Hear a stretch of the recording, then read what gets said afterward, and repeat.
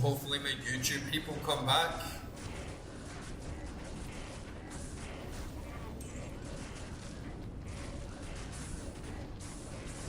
Yeah, it's really annoying multi-streaming with Streamlabs sometimes, because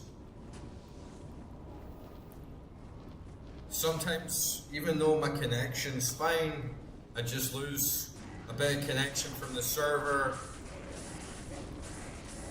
with Streamlabs, and then it boots me out of one of the platforms, but not all of the platforms. And then for like Rumble, it might not even jack me back in, because I need to set up the streamer configuration manually for that each time. So yeah, it's a pain in the ass, and sometimes you don't even notice, because on my end it still says that the stream's up, so you can still see viewers.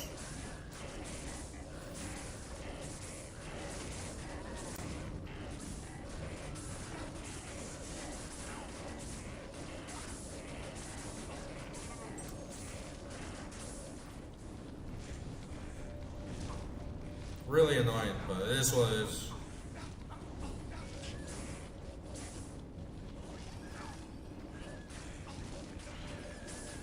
And my mercs actually follow me down the stairs.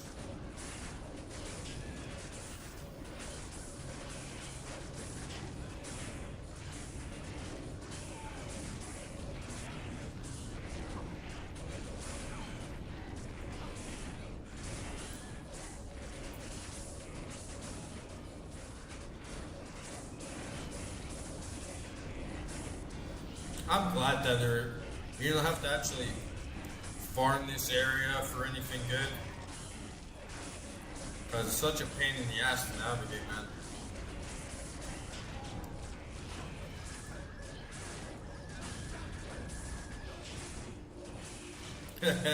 The goat. Thank you, Chase Train. I think that's the first time I've heard from you.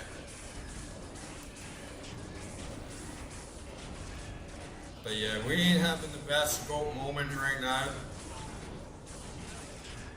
There's a pain in the ass in this arcane sanctuary, man. How are you doing, buddy? Hope you're having a good one.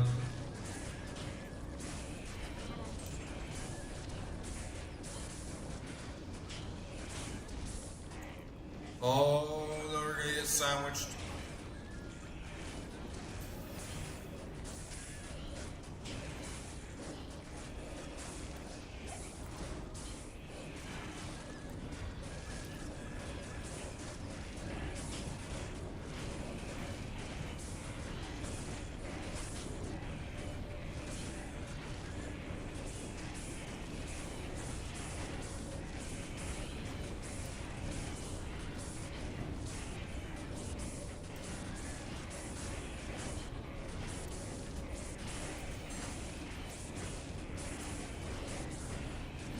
And it's been 2 weeks since I even played this game, but we've done pretty well. We haven't had any deaths.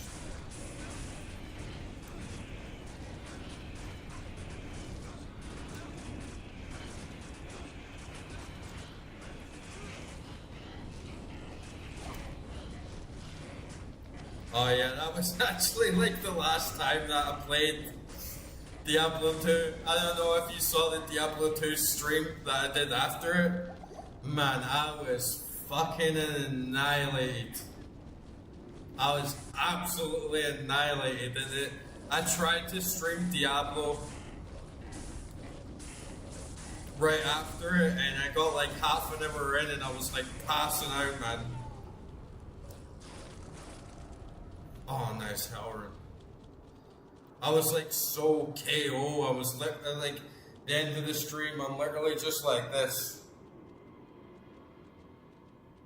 and then I'm like, I'm too drunk. I don't think I can do this. Woke up the next morning. I was like, wait, was I even streaming last night? But that was a good couple of drinks. That was a good couple of cigars. I drank quite a lot. I drank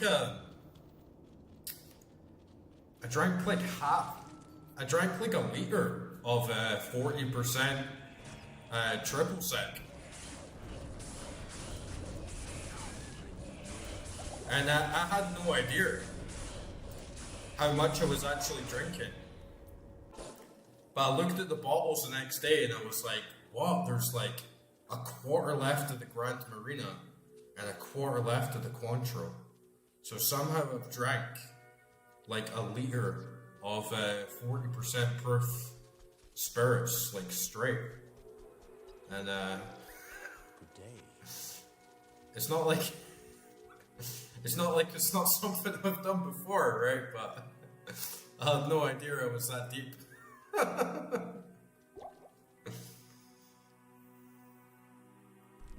But yeah, glad you enjoyed it, man. It was nice, you know, because I'd been on my feet all day and doing other things.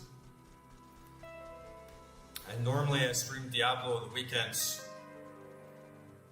And I just thought, man, you know, when I get home, I'm gonna have a drink and I'm gonna have a cigar and I'm not gonna rush to be on stream, so fuck it, I'm just gonna put the laptop out on the front porch and yeah, just like have a drink and cigar on stream so everyone knows where I am. But yeah, it was a good night, man. That was a really good night. And thankfully I didn't do anything regretful. Should definitely do that again, but only on Saturdays. Like I can't drink like that all the time.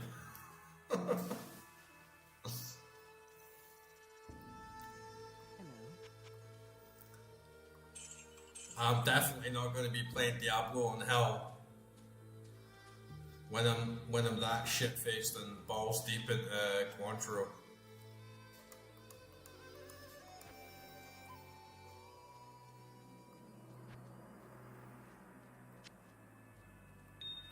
You got no idea how long I'd been searching for a bottle of Cointreau here though.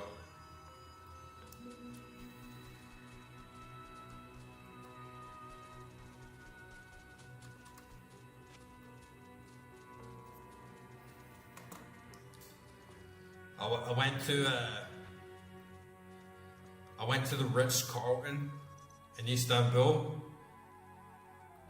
It was my favorite hotel that I've ever stayed at. I absolutely loved it, like living like a king in the Ritz. And if you buy a certain type of room, like if you buy like a certain tier of room in the Ritz-Carlton, and I was so lucky because they upgraded my room for free, so they gave me like penthouse suite for free, like on the corner, looking over the sea. Like absolutely amazing view. And I paid like half the price for it. And then you get this, it's called like King's Access or something like that, or like exclusive access. And you get to go to a special floor. It's like an exclusive floor called the lounge. And they serve 6 meals a day, so you can go there every day. They give you food, they give you drink, they do like little events going on in the hotel. And man, you could free pour yourself as much booze as you want. And then when they told me, I was like, I went down and I was like, what, so I can just drink as much as I want and I can just eat as much as I want? And the guy's like, yeah, you can just help yourself. Like there's bottles of wine there. There's bottles of like whiskey, gin.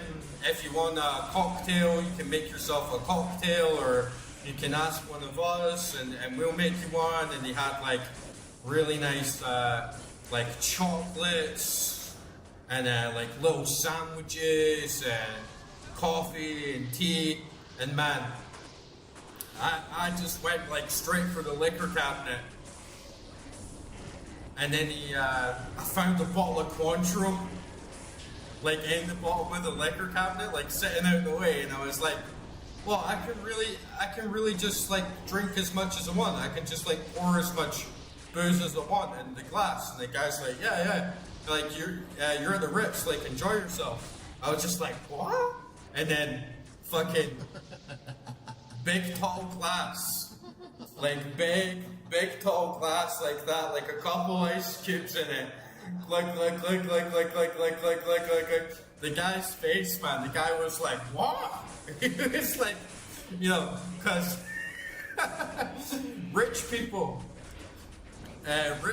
reserve themselves, right? Like, rich people are used to having like free everything, or like drink as much as they want. I was like, no fucking way, man.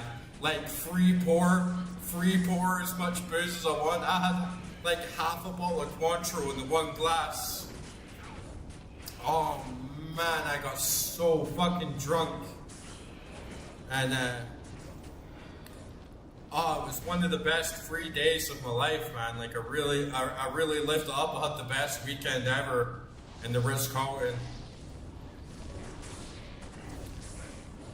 And just drinking booze, eating chocolates, and then downstairs.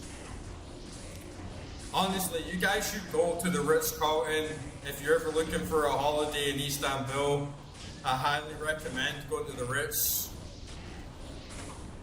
because downstairs they have 2 Michelin star restaurants. The first one is like a Turkish cuisine place, but they serve like a lot of traditional food as well. So you can get like roast chicken, mashed potatoes, like peas. You can get like kebabs, you know, like a really nice fancy kebab. You can get like just like pretty much everything you can think of, but like cooked to perfection. Like you can get like salmon fillet and rice, and you can get like really nice steaks, and they do, like, honestly, the best breakfast that I ever had was at the Ritz-Carlton in Istanbul. Absolute perfection. They'll make anything you want. The fresh juice of like 3 different fruits, like the pastries, the eggs, like the meat, like everything was absolutely peak. And then the other Michelin restaurant that they have is called Nobu. It's like a Japanese 2-star Michelin. And holy shit, guys. Like this guy, the chef's name is Nobu. Oh my fucking god, guys. Like this food, this Japanese food is absolutely out of this world. If you like Japanese food, you 100% need to go to Nobu at the Ritz-Carlton in Istanbul. Like, I got the 7-course tasting menu, and there was about 4 moments, sometimes within the same course. Like I got this sushi plate with like the wasabi on it, and like, oh man, I was literally crying, dudes. I was literally like tears down my face, and I was like, the full journey, like the full exploration in my mouth, like the full taste journey, I was completely blown away. They were like ready to give me my next course, and I was like, I need like 5 minutes, like honestly, to like absorb and appreciate like all this flavor. It was completely fucking out of this world. It was easily some of the best food that I've ever eaten in my entire fucking life. And then they have this amazing cocktail bar, like attached to the restaurant, like premium cocktail, like mixologists, whatever you want to call them. Those guys were peak. Really nice club, great music. Spent like every night there, and didn't look back at all. And then downstairs, they have like a really nice swimming pool with like a nice mosaic ceiling, and they have like steam room, sauna. You can get all these different types of massages. You can get traditional Turkish hammam. I got this Thai massage from this like tiny. She was like 4 foot, like little Thai bird, and oh man, that was the best massage I ever had in my life. It was like, oh, I was on cloud nine, man. And then back up to my room, like the service in the Ritz-Carlton, man, it's something else. Like if you want another pillow, any type of pillow you want a feather pillow, you want a down pillow, anything. Like you phone them, they're up to your door. 2 minutes. You want a pen, you want microfiber cloth for your laptop, like fucking anything you can think of. They just come up to your door and give it to you like right away. Absolutely phenomenal service. And I was drinking so much, man. My routine was get absolutely blackout drunk, like shit-faced fucking drunk to the point, in the next, at the end of the night, I can't even walk, and I basically need one of the staff to like help me get up to my room, and then just absolutely pass out, knocked out. The next day, I should be dead. I should be absolutely like incapacitated, and I had my alarm set, get up at 9, go down for the best breakfast I ever had in my life, get all recharged up, like really nice big breakfast, all the eggs, orange juice, bacon, all the other little things that they had, all the little pastries and cakes, and then I'd go down to this spa. Free spa access. I do rounds in the sauna in the steam room. I do 15-minute steam, and then I'd go out in for a swim, and I'd lie down on my back and look up at the mosaic ceiling, and I got them to put like really chill music on for me, and then I do 15 minutes in the sauna, back in the pool, 15 minutes in the sauna, back in the pool. Get a massage, go up for a Michelin star lunch, then I'd go to the lounge and I'd have like my free like chocolates and start drinking again and start having some wine, and then I'd go like chill out in my room for a little bit and just have like a nap. And then I'd get up at like 7 p.m., 8 p.m.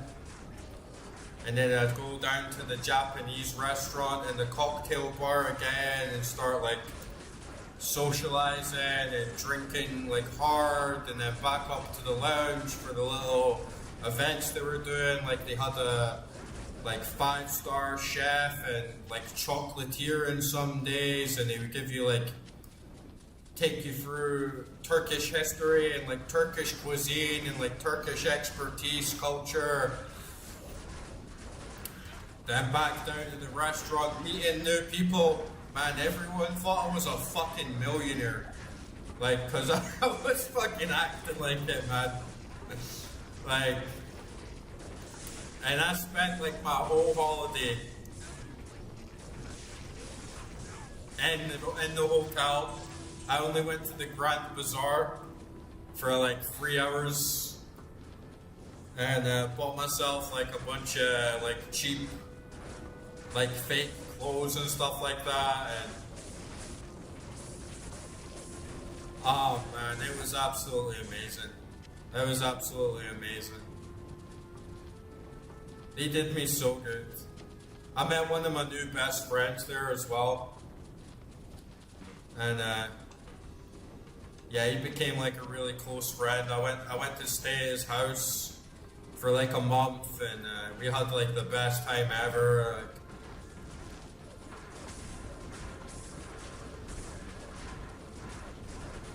Yeah, I never actually tried any Turkish tobacco while I was there. I was trying to find some cigars, but all the cigar places were too far out. I have had that like doka though, the Turkish, the Arabic tobacco. But man, what a great fucking holiday.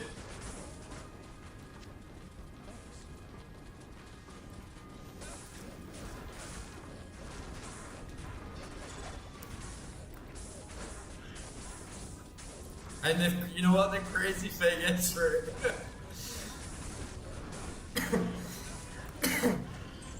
I was throwing everything to the winds, man. And, you know, I was like, man, just free fall. Don't worry about money. Don't worry about all the bills.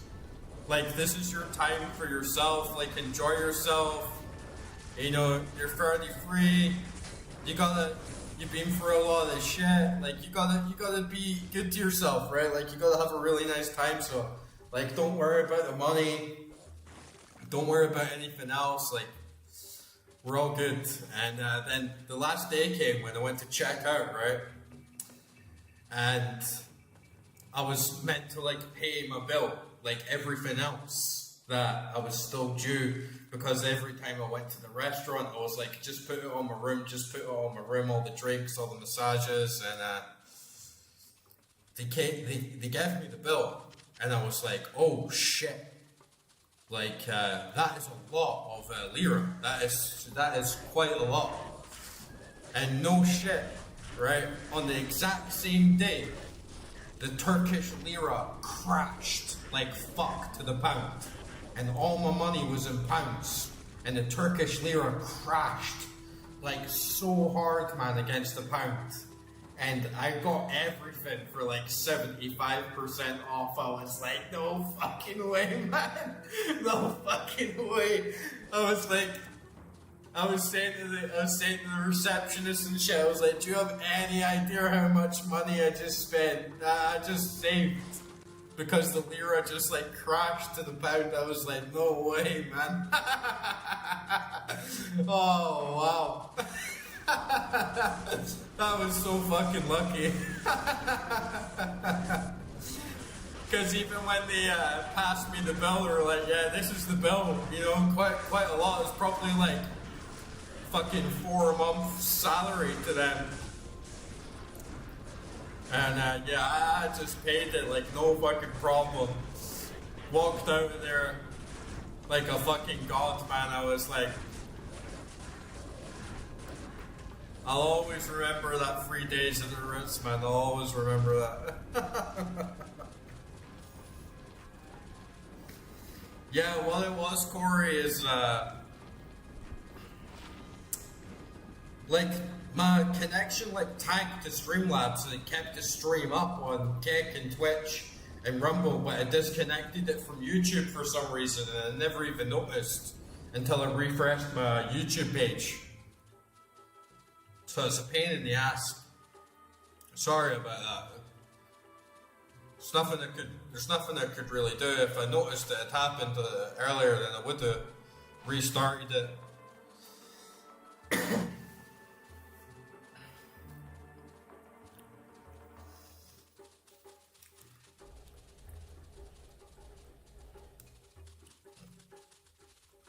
Oh man, 3 days at the Ritz, man.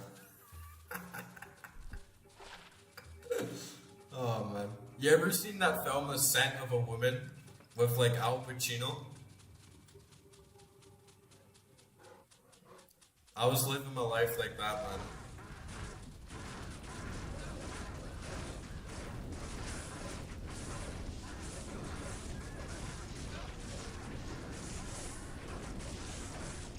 And I remember, oh man, I remember the day before, and I was in CEX. I don't know if you guys have ever heard of that, but it's like this fucking shithole of a trade-in shop in the UK. There's like so many memes all about it, about how the staff there are always like low grade, like pieces of shit, like whiny, complaining bastards.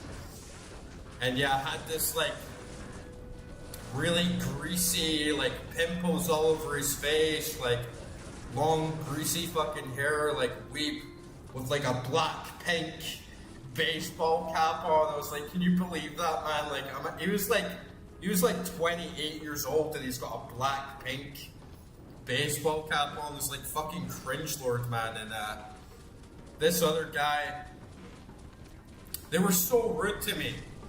Like they were so incredibly rude to me when I was like trading in my games, and they were just like, you know, this is shit, mate. You shit. We can't even trade this. You need to take it back. And I'm like, why? And they would point out that there's like a tiny little scratch on the disc, and just looking at me like, and I was just like, mate. Like, why are you being such a bunch of pricks? Like, even if it was, like, I don't really care if you can take it in or not.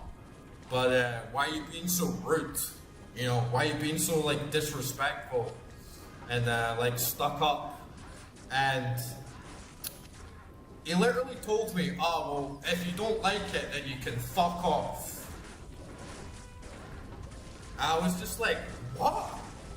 Like, this is exactly why I'm, like, leaving the UK, man. Because it's like, I come in as a customer to a shop, and this guy's telling me to fuck off.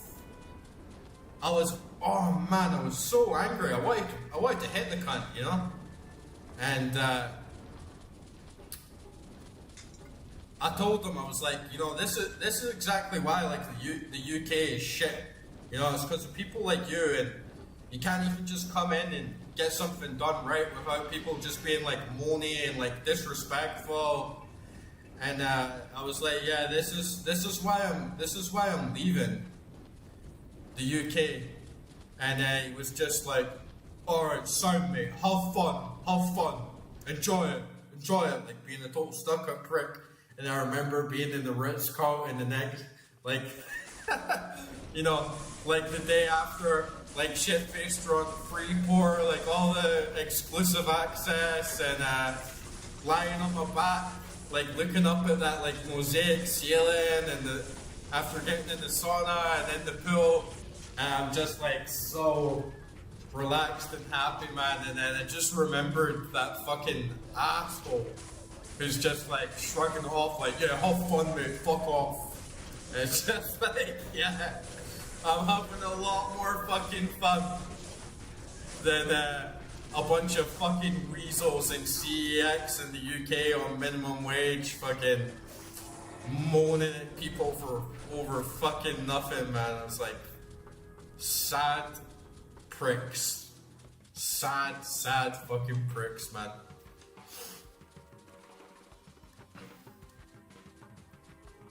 But yeah, I was thinking of them lying on my back in the swimming pool with the chilled chins after my belly filled on Michelin star food and all the drinking and the girls and fucking, I was like,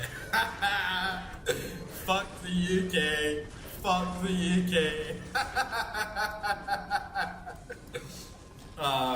Good times, man. Good fucking times.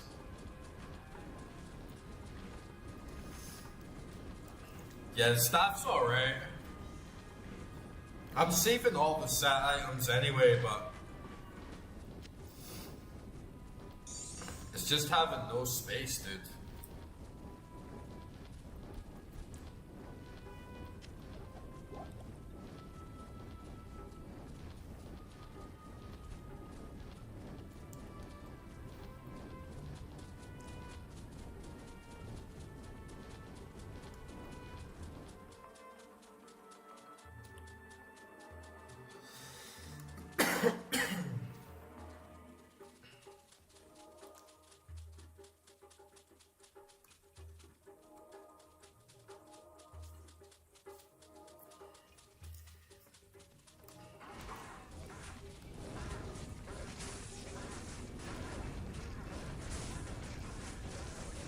I swear though, like after that holiday, like Every other hotel I've been to felt like shit.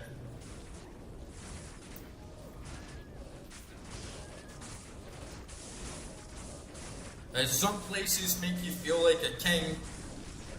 The Ritz-Carlton made you feel like a god. The best staff ever.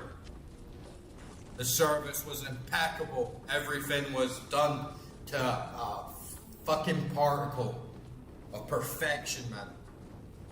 The best service I ever had. And every other hotel I went to after that, I was complaining. I was like, this isn't the peak. This isn't 5-star. This isn't as good as it can be. Like, always felt a little bit disappointed going to any other hotel after that. But to be honest, I couldn't really afford to like go to the Ritz every fucking time. I went in January on the off-peak season in Turkey. So it was when things were like as cheap as it could be, and then they upgraded my room for free. So it was like a pretty lucky break.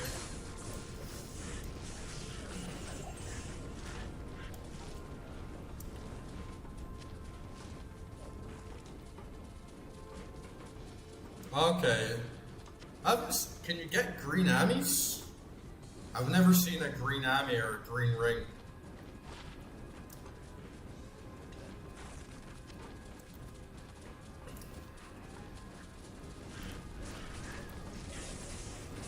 I still never really got. I've got a couple set items, from the same set, but never had a full set.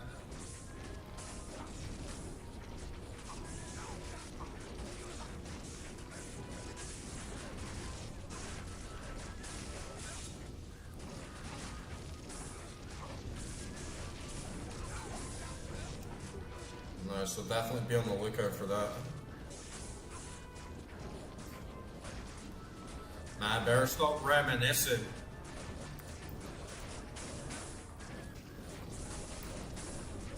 Reminiscing on my exploits. Getting fucked up by these demons.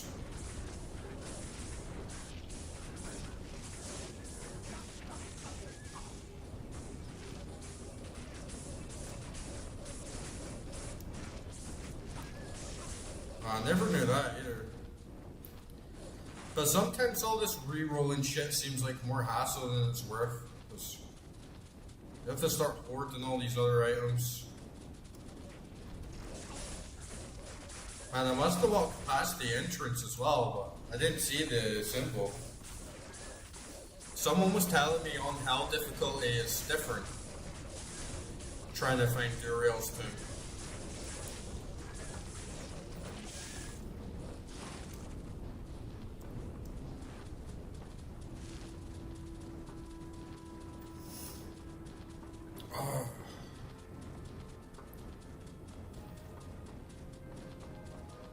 Man, it's so fucking warm, man. I start sweating at night.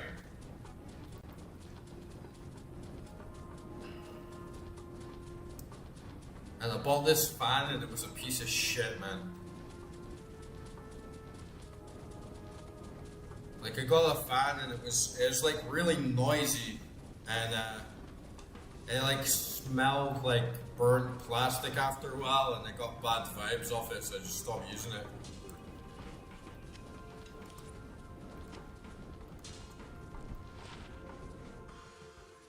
Alright, let's go back to town and sell this shit. And we can come back and look for the two.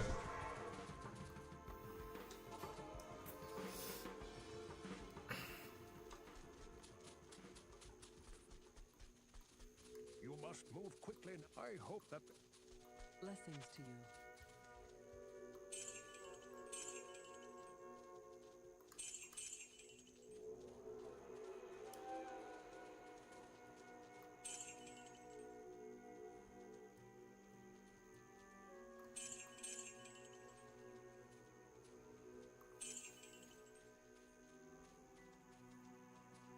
Oh, resistance is amulet here. It's pretty good. I'm gonna sell this fucking sapphire for now.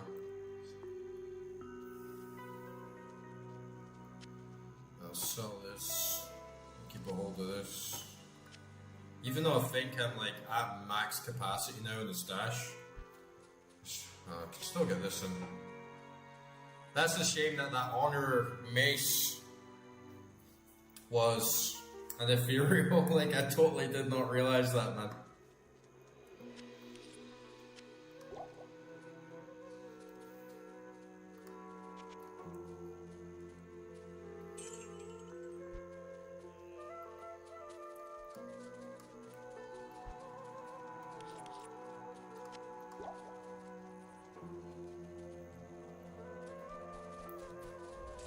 Yeah, we're getting pretty close to Duriel now.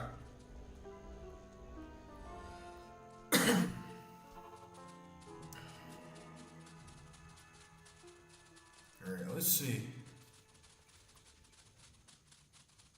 I'm looking for like down arrows, triangle. Let me make sure I got that waypoint as well.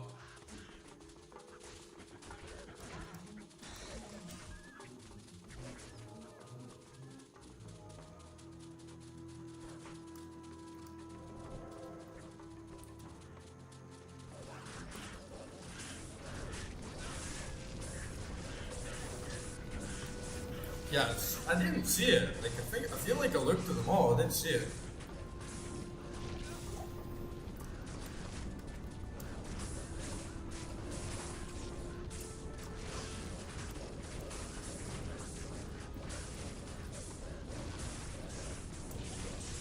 I got this pretty decent fan back when there was a heat wave in the UK. And it was fucking terrible because I got heat stroke. And heat stroke, man, that's one of the worst things that you can have.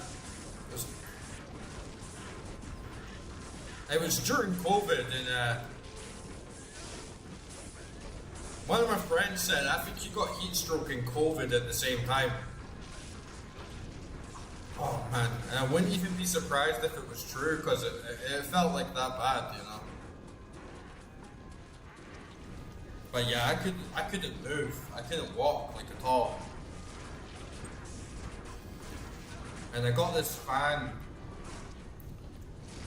from Comet, like Comet PC World. And it cost me like 50 pounds. And I was like, I'm just gonna lie in my bed and not do anything, like not move, and just sit like naked on my bed and set the fan like right next to me. So I was like constantly like moving like up and down.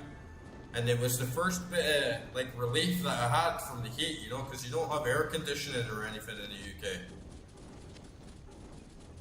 And then I fell asleep. And then I woke up to the smell of smoke.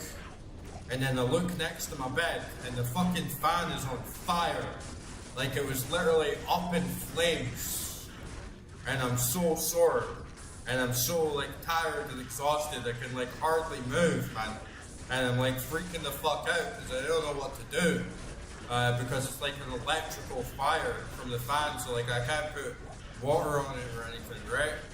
But like thankfully the flames weren't like too big and I was like right next to the socket, so I just like instantly turned it off, and I had like a blanket or something, you know, like a big thick blanket, and I just like threw that like over the top of it, and then it went out. But I was like, man, that fan like just nearly killed me, dude. When I've already got like heat stroke, I can hardly move, you know. I was close to going to the hospital. And oh, this is it here. And then like when I got finished on heat stroke, it was like a couple weeks later or something, you know, till I could actually have the strength to like take it back to the store, like physically. And the little fucking punk ass cashier's just like, oh, we're not going to take it back because it's over 2 weeks and it's broken. And I wasn't fucking about. I was like, mate, you're gonna give me my money back now, or I'm gonna sue the fuck out of you for selling me this fan, because you nearly fucking killed me. I was like, get the manager here, like, right now. I was not fucking around at all. I was like, no fucking way, man. Like, you're gonna sell me this fan, and, nearly, like, kill me, nearly, like, set my house on fire, and then you're not even gonna give me my money back? And he's like, it's broken. I'm like, yeah, it's broken because it set itself on fucking fire. And then he never even had to call the manager. Like, the manager just, like, walked up and was like, oh, what's going on here? And I'm like, you the manager? He's like, yeah. I'm like, yeah, well, you better give me my money back for this fucking fan because you nearly just fucking killed me. And, you know, I'm starting to get, like, really stressed out because this little punk's giving me fucking shit. And, I'm like, you're lucky that I don't fucking sue you anyway, because I easily could take you to court and say that you sold me a fan that nearly took me out, and you should be doing a complete product recall on the entire fucking thing in case anyone else gets their life taken. And like, the manager gave me my money back, like, right away, but I still laughed. I was like, well, a bunch of fucking dicks, man. And it's like, what difference does it make to the cashier, right? Like, what difference does it make to him if I get my money back? Like, so many people in the UK, and then work in, like, menial jobs or, like, positions, and it's like, they just want to fuck with your shit, man. They just want to have, like, a little bit of power or something over you and be like, nah, I'm not going to do that. I was like, fuck's sake, man. And then ever since then, I've been kind of paranoid around fans. As soon as I got that new one and I started smelling the, like, heated plastic, I was like, nah, I don't feel safe with this thing, you know. I've got aircon, but it's only in the one room. It's not my bedroom, so it doesn't really cool you down too much if you're in the other rooms. I never saw that, Corey. What is that, like, all the Japanese people making fun of the UK? Japan looks way better than the UK. You know, the one thing I can really respect and admire the Japanese for is that you can't make noise on public transport. It's just really rude and disrespectful, even to, like, talk on the train or the bus. And I wish that was true in the UK, man, because the UK, especially these days, everyone, like, there's so many fucking kids just scrolling TikTok on their phone, or there's like a baby in a crib with an iPad, just doing weird shit on their iPad, or watching, like, kids TV, YouTube Kids on their fucking iPad on loudspeaker, or there's, like, some Indian guy, like, shouting on loudspeaker on his fucking phone, or there's, like, junkies on their phone, like, talking about drugs and talking about, like, you know, assaulting people and all this shit. It's like all these drunken assholes on the fucking bus and on the train. And in Japan, it's like, nah, they don't do that there. You get on the train, you shut the fuck up and be, let everyone get on with their day. I think, like, I respect a lot of parts of Japanese culture. I'm not, like, a big weeb, but I think there's lots of parts of Japanese culture that are, like, really weird and, like, immoral. But, yeah, they have a much better society. We just got a unique charm there.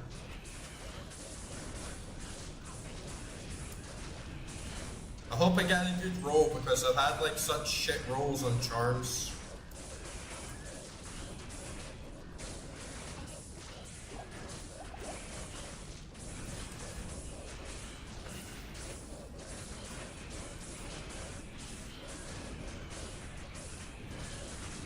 But yeah, I always like Japanese people. Some of them can be, like, quite rude.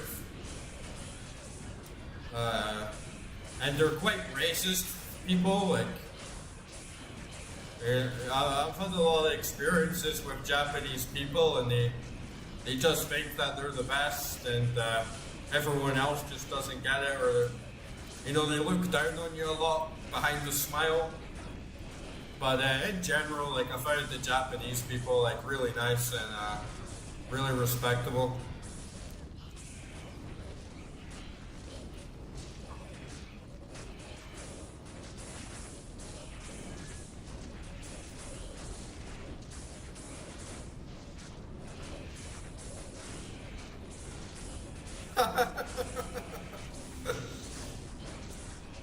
Yeah, that is such a Japanese thing as well. Like Japanese toilets, like you compare a Japanese public toilet to one in the UK. You know, you go in the one in the UK, and it's one of those moments where sometimes you walk into a public toilet in a European country, or even some parts of Asia. It happens all around the world, and there's fucking piss all over the floor. It's like the stuff of nightmares, you know. It's like, what? It's like, come on, guys. Like, why is there piss all over the floor? You know, why can't we piss in the toilet? Or like, are we fucking absolute savages? I tell you, like, the worst public toilets I ever seen was in Paris, where you open it, you really need to piss. You open a public toilet door, and someone's just taking a big fucking shit in the urinal. And you're like, oh, or someone's just taking a massive shit, like right in the middle of the floor. There's like shit all over the walls, and the stench is like unbearable. It's like, what the fuck, man? What the fuck? This is like 2026, and we're living like fucking monkeys, man. You can literally go into monkey enclosures and it fucking is better maintained and smells better than that shit, man. It's a disgrace. Right, let's see what this Grand Charm is. Ooh, 39% chance of getting better magic items, 83% extra gold. Plus, all vendor prices reduced by 14%. Man, that is a fucking keeper. That is a fucking keeper.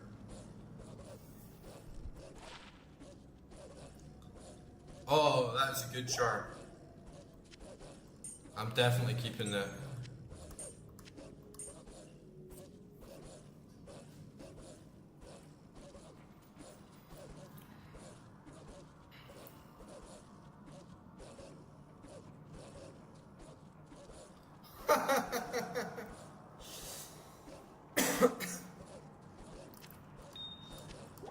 Yeah, see, that's what I'm saying. Like, sometimes the Japanese can be like borderline racist and they think they're superior to everyone else. But I'll tell you this, in many regards, they are. I've been all around the world, in some countries, it's like what I'm saying with the trains and the buses, and they're shitholes. You know, it's filled with fucking human filth. And then you think, look how the Japanese do it. They sit on the train, and they sit in silence, and they're calm, and they're respectful. It does put them above 99% of us, honestly. Especially when you go to places like Georgia and India, and you're walking down the street, and it's a fucking shit tip everywhere. Trash, rubbish, people screaming and shouting, come on, the bus over here, you want this bus, you want that bus. It's like, we need to follow example from our superiors sometimes, and the Japanese, they definitely are superior in many regards. Yeah, it is a really, really good charm, man.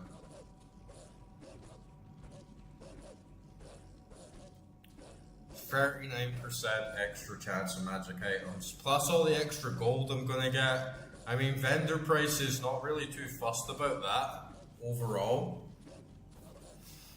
but it's still like a really good bonus, especially if you want to gamble, right? Like, yeah, you can gamble pretty good if you get that 14% off. Plus, right, if you're getting 83% extra gold, Plus, you get 14% off the vendor prices. Then you're pretty much getting like 100% off your gambles, right? Because you're making like nearly 100% more gold if you put it all together.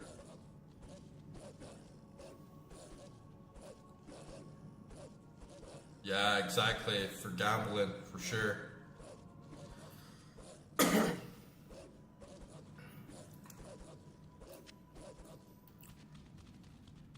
Well, yeah, Japan is 20,000 years old, and America is 250 years old. Like technically, but I wouldn't really say that like American society is 250 years old because it's based on Western traditions that go like way beyond that. But like Georgia, for instance, and like I really gotta be careful because I don't want to shit on Georgia because I live here and I have big respect for the Georgian people. But like the oldest human remains in human history, and yeah, there's always some debate about this. But the oldest, like, at least one of the oldest human remains ever was found in Georgia. So, I mean, what, like, I think it's like over 100,000 years old. So that's a long fucking time. And I don't think it's really got anything to do with the age of the society as much as like the culture, how cultures like build up. But yeah, the Japanese are a special people. Know that.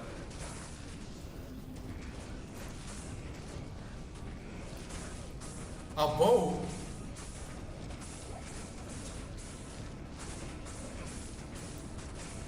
What the fuck are we gonna do with a bow? We already got that green bow.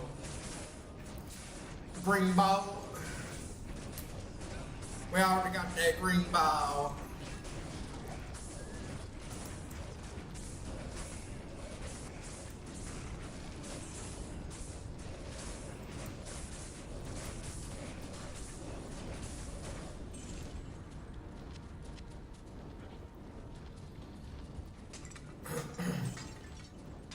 I mean, look at fucking Africa. Like, lots of places in Africa are like a fucking, you know, the last place you want to be, and they've been around like longer than anyone, right?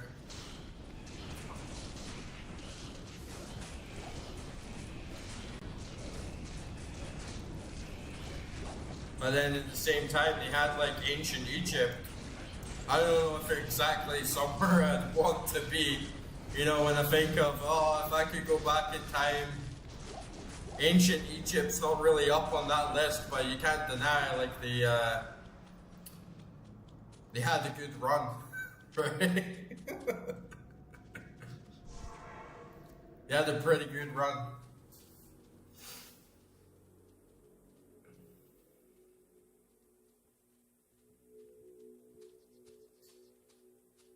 Ah, okay, so I can like compound it.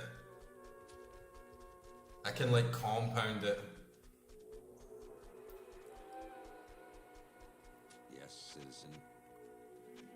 Well, we need to save up more gold as well. Hello, Nonoya. Are you here to sell some views?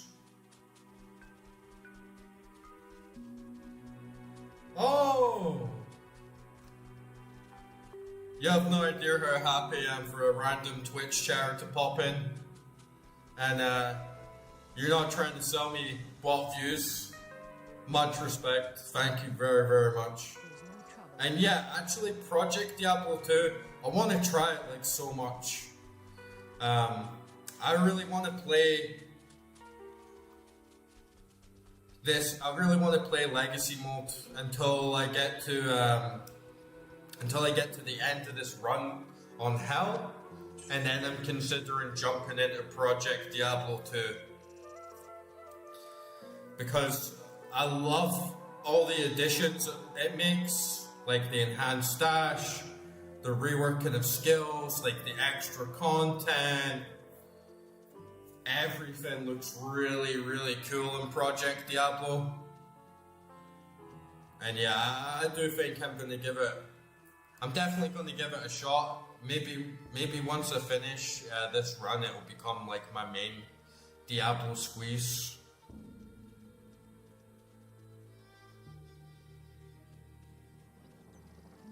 Four to 5 years at least to get to the end game in OG Diablo 2.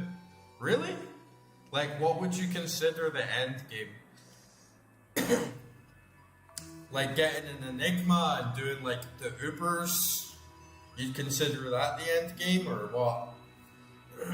Because yeah, that's kind of what going between is will I stick around and do the Ubers and get like an Enigma, or will I just like go to Project Diablo 2? I feel like I want to do both. Ah, come on, it wouldn't take you 4 to 5 years to kill Ubers though. Like if you really pushed yourself, if you really went for it, you could do it. Oh, nice. Well, yeah, like if you got Discord, jump in the Discord server, because I've been like building up a little group slowly, and I've been playing everything offline for my first run. But I do want to get into multiplayer more, and yeah, it'd be good to have more people, especially if they're on like Project Diablo 2 as well. So yeah, if you're on Discord, like hop in the server, maybe get a game sometime.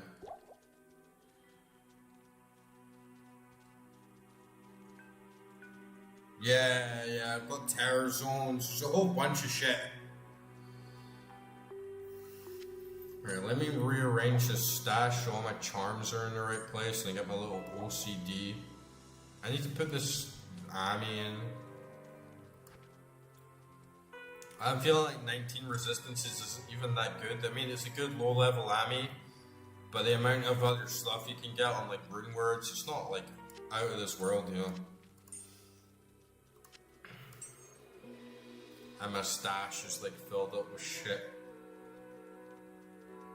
The other thing is I wouldn't want to just jump into Project Diablo 2 without actually experiencing the base game and being able to appreciate all the additions and sort of like actually be able to optimize my character and where I want to be early on. I definitely want to play it 100%.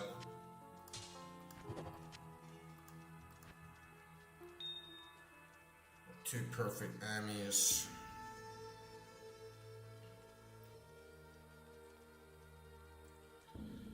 And yeah, I'll definitely do that as well, Corey. I feel like right now we just gotta slay Duriel and get this shit done. But yeah, we can like keep saving up gold and get a really good gambling session in. You know, I can save up like 1,000,000 gold or something, and then get the bow, get the reduced vendor prices, and then we'll get like a massive gambling session in.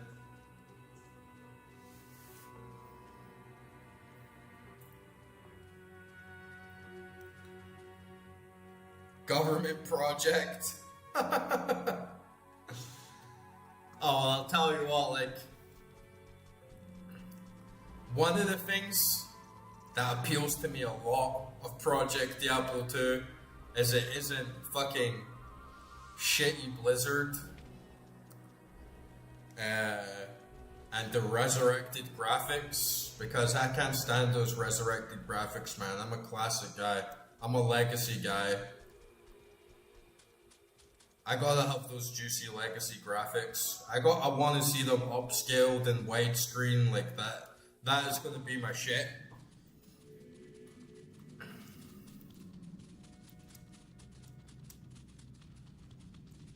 But yeah, some parts maybe look a little bit too complicated for 2000. Some parts of Project Diablo 2 I don't like the sound of.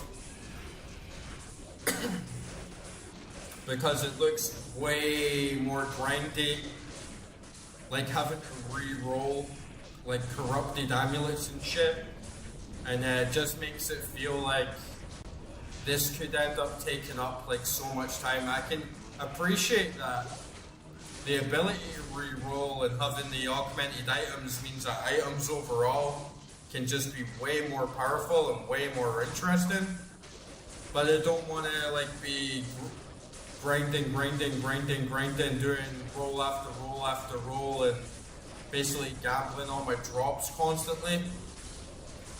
But I mean, I gotta really experience what normal end game is like in OG Diablo 2 because I get there's a lot of grinding in it anyway, so maybe overall it would be good.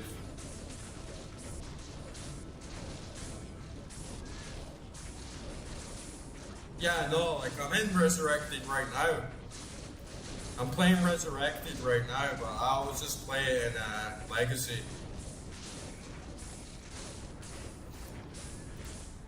And yeah, it looks like shit, man. Like, look at this, man.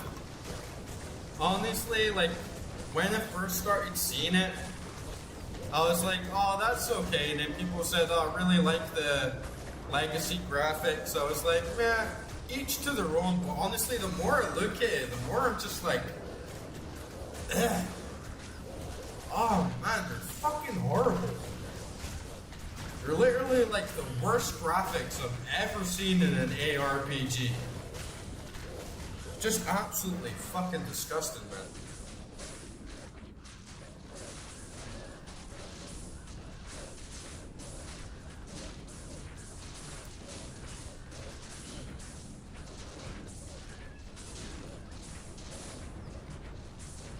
Thanks for joining the Discord.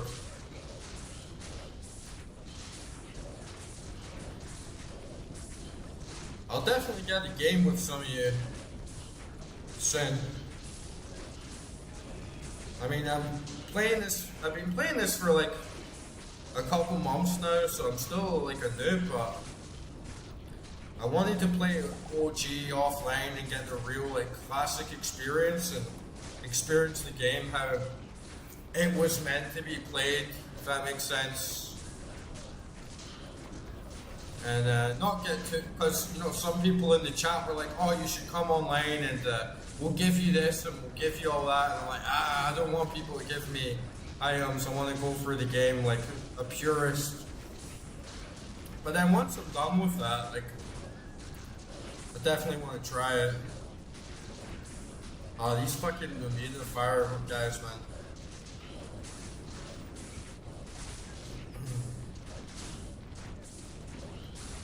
I have like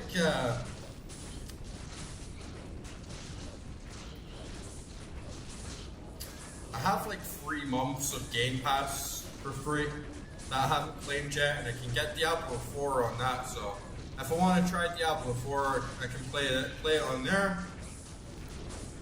But yeah, I've just been a bit too like Diablo 2 is the only game you need, right? I still play some retro games. I've been playing like Eco on the PS2 recently. Oh my god, dude, this is gonna take fucking ages.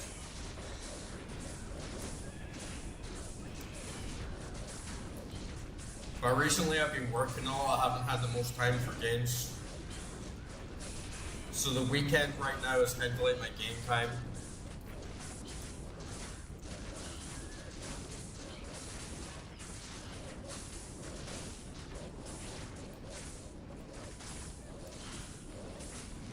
Yeah. Because when you're in a group that knows what they're doing as well, sometimes you can just feel like holding back, or you get like too much information overload and you don't feel like you're really contributing and you're getting your hand held a lot more.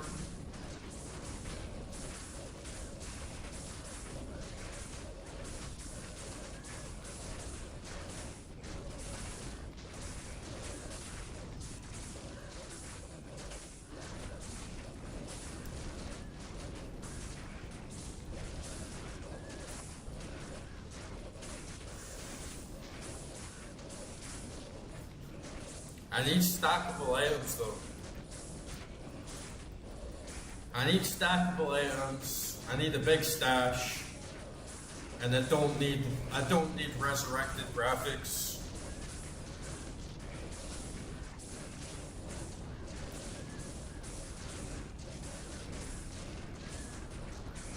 So I can either mod the base game or play Project Diablo 2.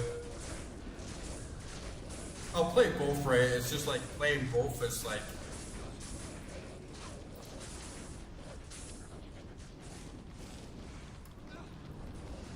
I gotta definitely kill these Unravelers, man, or else they're just gonna constantly respawn.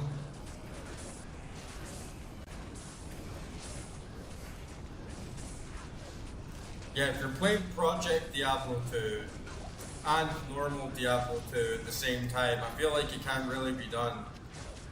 You gotta pick one or the other because all your muscle memory or all that mental memory as well in your head is going to be gravitated to one over the other, and then that's just going to make you like suboptimal, and it's too much time.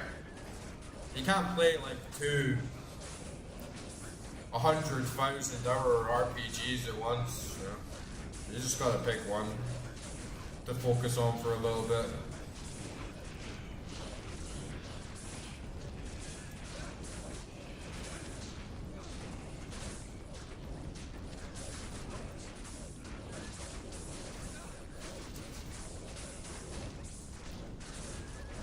Man, that was such a good charm drop though, right?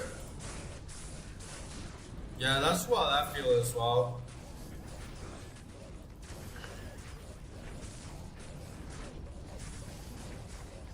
But I like retro games a lot. And I like playing old games because I feel like I get to go back in time. And I get to experience something new. It doesn't really make much sense, no, but I get to experience something new because old games were so original and unique with their own style, and I don't want to be backseated too much, and I don't want to get everything like handed on me. I play.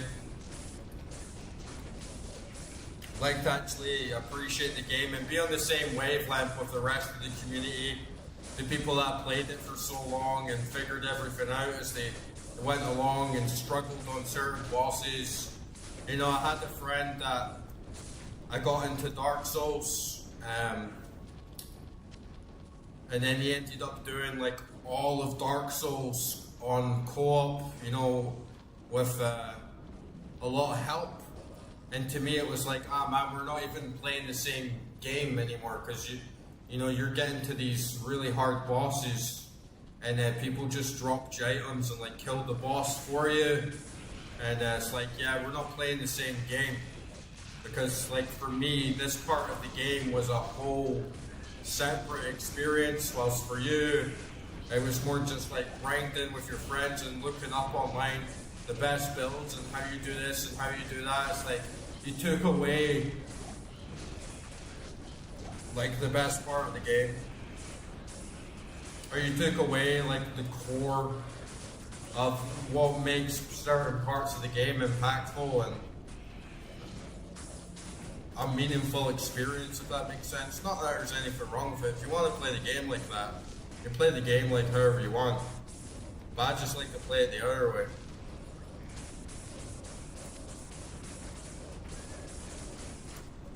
It's a good charm.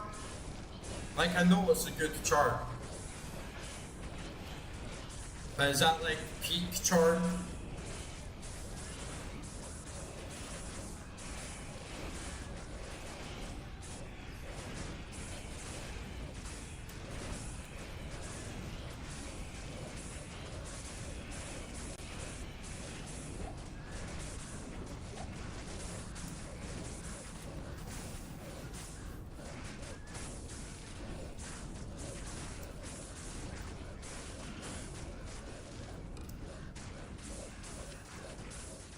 I did not know that card.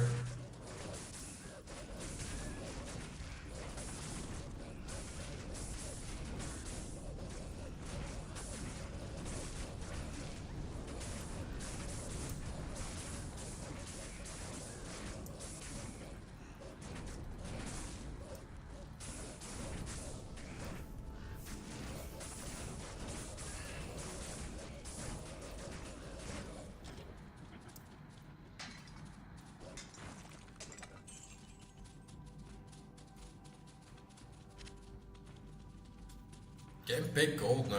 I am feeling the gold.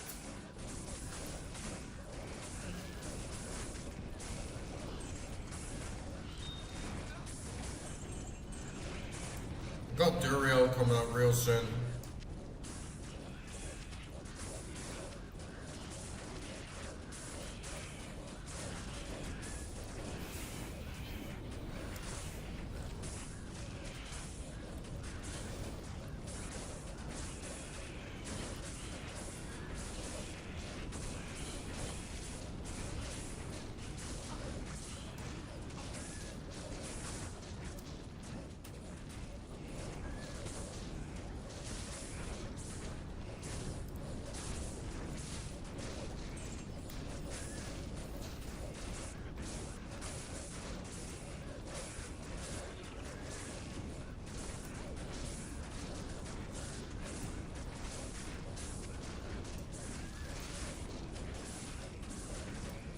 Yeah, I don't think I've seen any socket bows, but honestly, I haven't really cared much for them, so I'll keep an eye out now. Yo, Killer Clown. This is D2R. Lords of Destruction.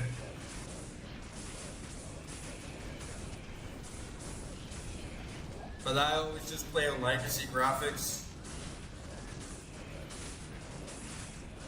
But we were just talking about, actually, I really want to try Project Diablo 2 because I love legacy graphics and I really want to have all those like nice upgrades while still maintaining like the classic vibes.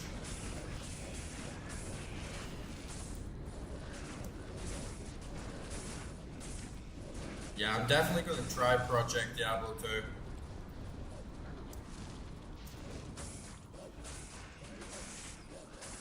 It's my first time playing the game, so I nearly beat hell for the first time, and I feel like once I do that, I'll need to change the name of the stream from like first time playing Diablo, because I feel like once you beat hell, it's like, yeah, you know, you beat it. You come out of the noob phase.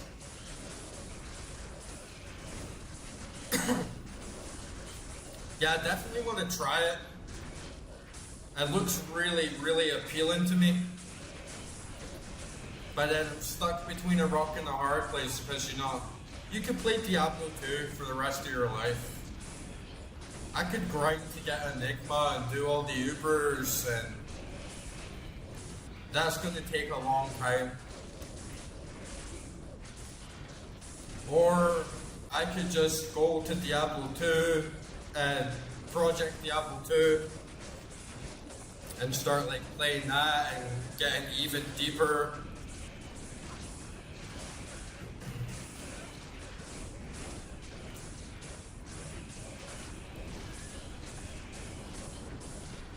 But yeah, I'm gonna try both. I just don't want to play both at the same time, you know.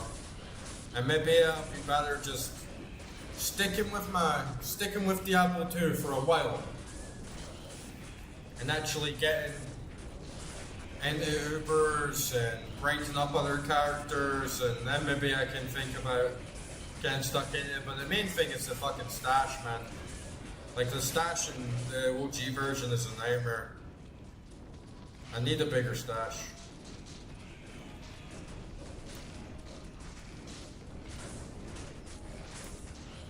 Yeah, but what you're born in 2002. Well, I was only 1 year after the game came out. I was born in the 90s, but wasn't like a PC gamer.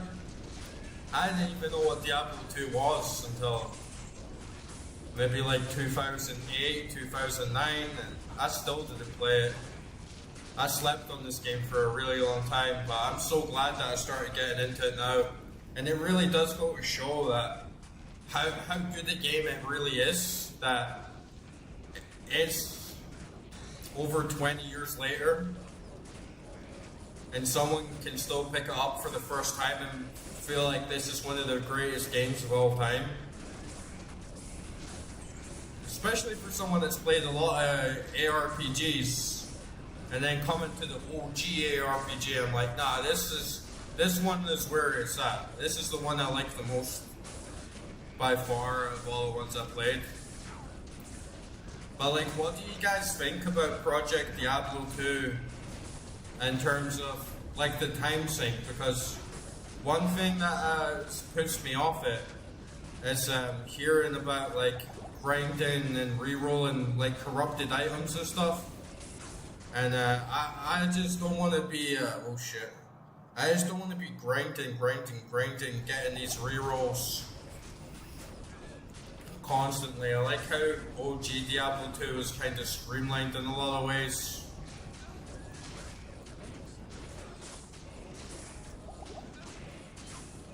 Well, we're getting a bit wrecked here.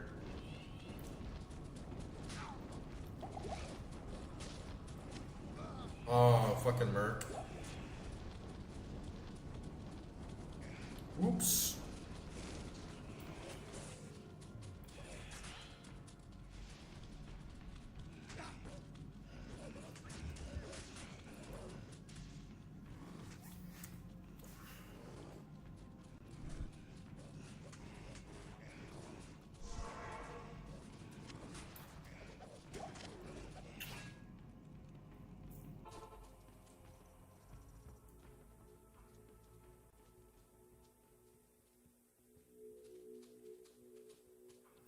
Yeah.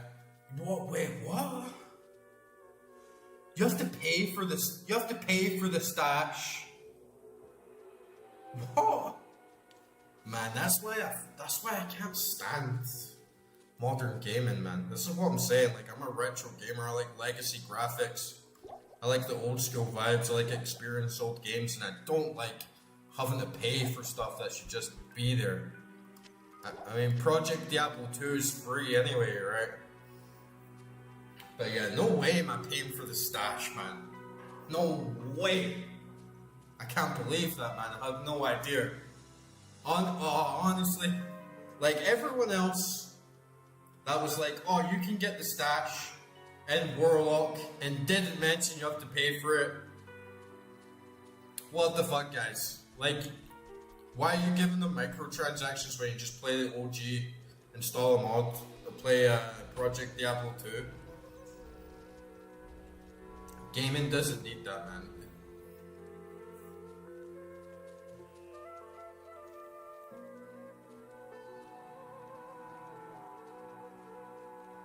%20 roll, that's not bad. 20% roll is not too bad. I guess the grind's not that bad. But I heard like your items can get junked, or what's the word? Like you burst your items, so like you can't use them at all. You break your items, so you just have to throw them away. It is an honor to serve you. But yeah, I definitely want to play Project Diablo 2.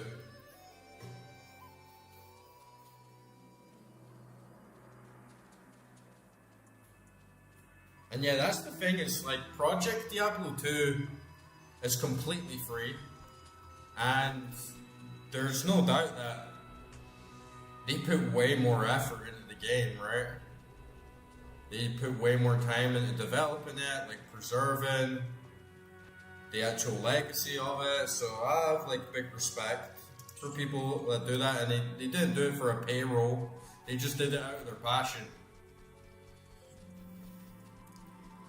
But yeah, I actually have Reign of the Warlock expansion, but maybe I probably have the stash and just didn't realize that it was sold separately as a microtransaction or whatever, because I just got like everything at once in the one game, like in the one price, so I probably just didn't even realize that.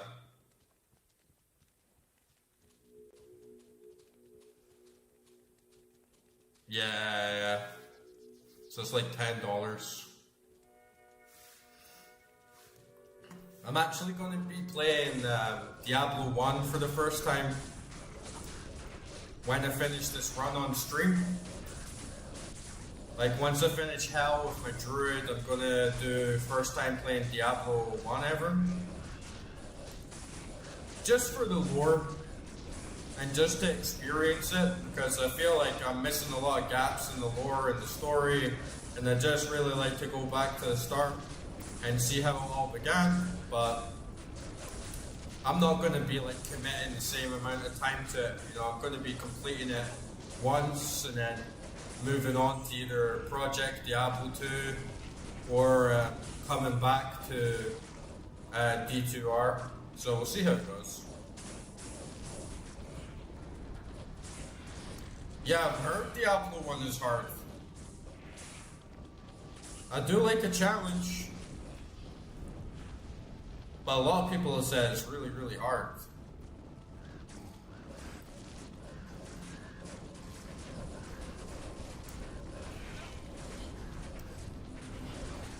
It's good to play hard games on stream, I feel like. I'm a rager though. I can rage like fucking games, so let's see how it goes.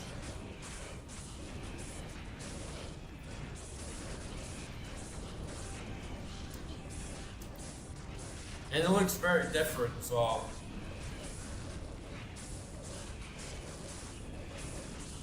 But I played a lot of other ARPGs like Path of Exile and Grim Dawn and Sacred.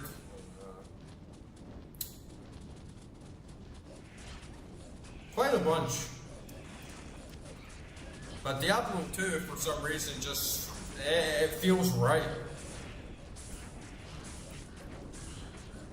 I love the way everything's streamlined. I love the way it's simple, and the simplicity gives way to its own layered complexity. Whilst Path of Exile and stuff like that, they just feel too complicated out of the box. I'm not one of those people that's complains that Path of Exile is too complicated. I like that it's complex. I like that there's so much customization options and there's so many different builds, and I love all that. But from a gameplay perspective, I love how Diablo 2 is really balanced between the art, the story, like the atmosphere. The whole gameplay look just feels a lot more satisfying, a lot more engaging, with a lot less like downtime and micromanagement. And it just kind of makes you want to keep playing it and keeps you up all night. Whilst with Path of Exile, sometimes I can get some really good loot and really good like skill points, and I feel like I just want to sit in town for like a couple hours and do like a bunch of math and try and work things out. And there's kind of two games at once, you know. Whilst Diablo 2, the skill tree is so simple, item drops are way simpler, like sockets are way simpler. It's still got a fair bit of complexity, but overall it's not as grueling, and you just want to play it and play it, and keep actually staying in the core gameplay loop, if that makes sense.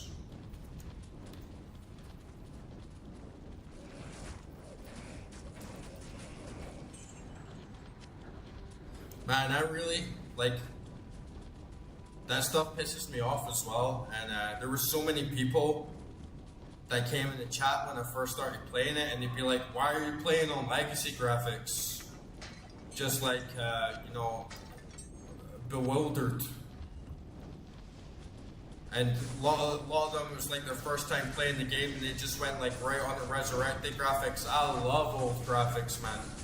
The old graphics to me look so much better than the resurrected one. I might be repeating myself a bit because we're literally just talking about this before you came in. But like this is ugly as fuck, man. This is literally the worst graphics I've ever seen in an ARPG. Like the animations on the fire, the way the contrast of the colors, the rough textures on like the minions, like the way everything's just like so fucking dark. I hate the UI. It just looks like shit to me, man. And it's so weird to me that people are like, why don't you play on the resurrected graphics? And some people are saying, oh, but the new one's more 3D. And it's like, dude, like, this looks like trash. It's really not that much of an upgrade, you know. But I love old games. Even when you get HD remasters that come out on classics that I love, most of them, not all of them, but I still like to play the PS2 or the PS1 version, and to do it on emulator, to put CRT like scan lines on, because that's the way it looks good, you know. Keep aspect ratio at 4:3, like. Some people just don't get it. Some people just don't get it. But to me, it's more than just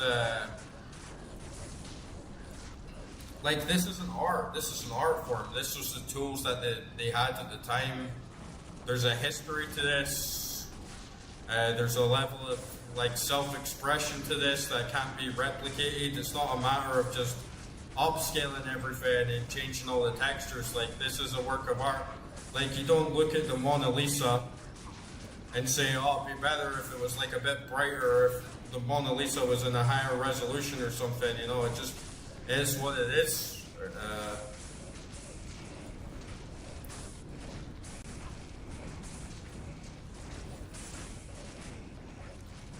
And I actually have no problems going back to old games.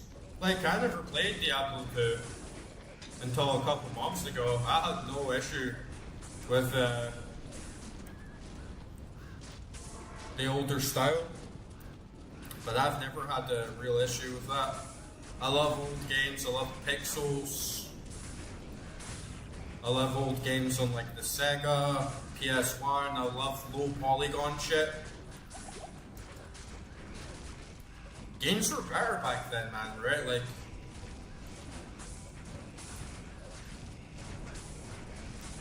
fuck all this like pre-order bonuses and like microtransactions and like paying for half-cooked games and all the like political agenda that's in too many games these days. And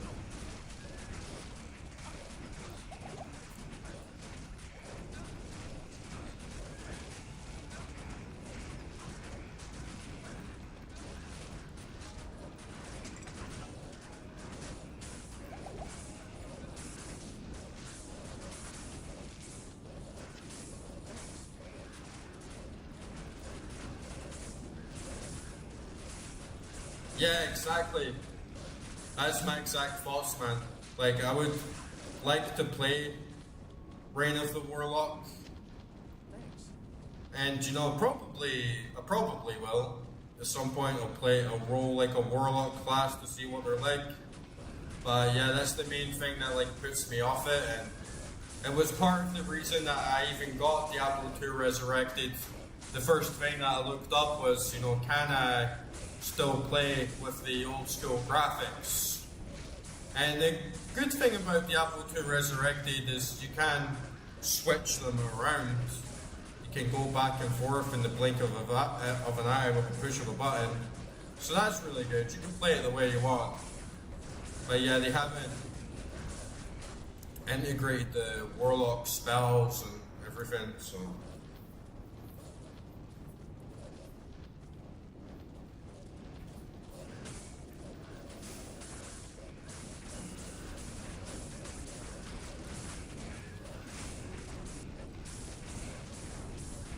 I feel like the remastered graphics radically changes the tone of the game, like the character of the game.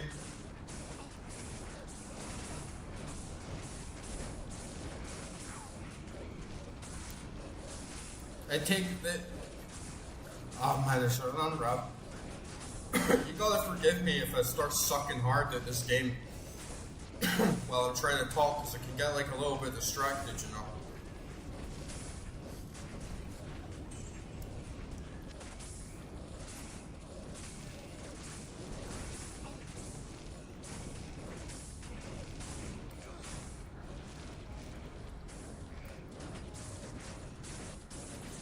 But yeah, the tonal quality of the game, like the character of the game has changed. It's very, very different. As I feel like the OG is quite... It's lighter, it's got more of a charm. It's like comparing OG Resident Evil 4 to like the new one. It's not trying so hard to be dark and moody and like scary. It's more metal. I don't know if that makes sense. It's more 90s. It's more classic dark fantasy, RPG vibes, and it has a sense of humor. Well, it's like the remaster that just tries too hard to be dark and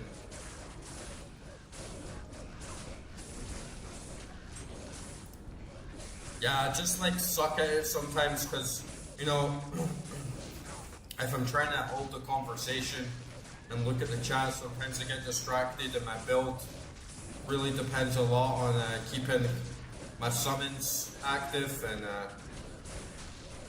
especially areas like this, I gotta make sure I'm getting those unravelers so they're not just all coming back to life. But yeah, I'm doing not bad at it. I think I'm doing pretty good overall, like for the first time.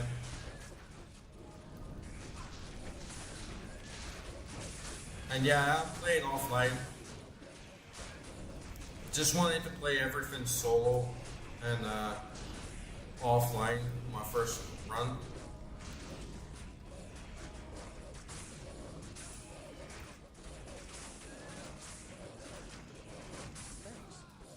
Oh man, I better go back.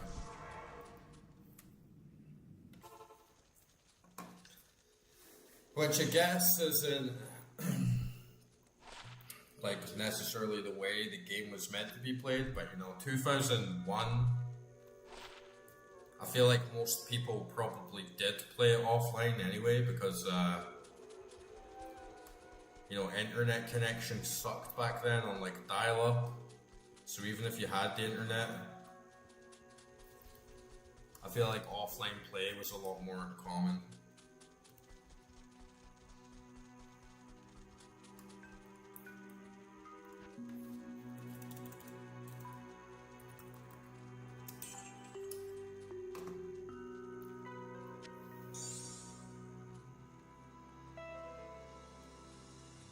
Way too many mana potions.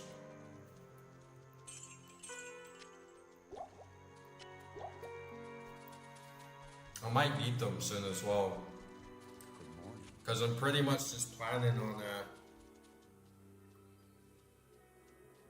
yeah, I know you can heal the merc, but for some reason, like right clicking and holding shift doesn't do anything. I don't think it works on this version. I was looking around for it in the hotkeys as well, but yeah, I couldn't see it.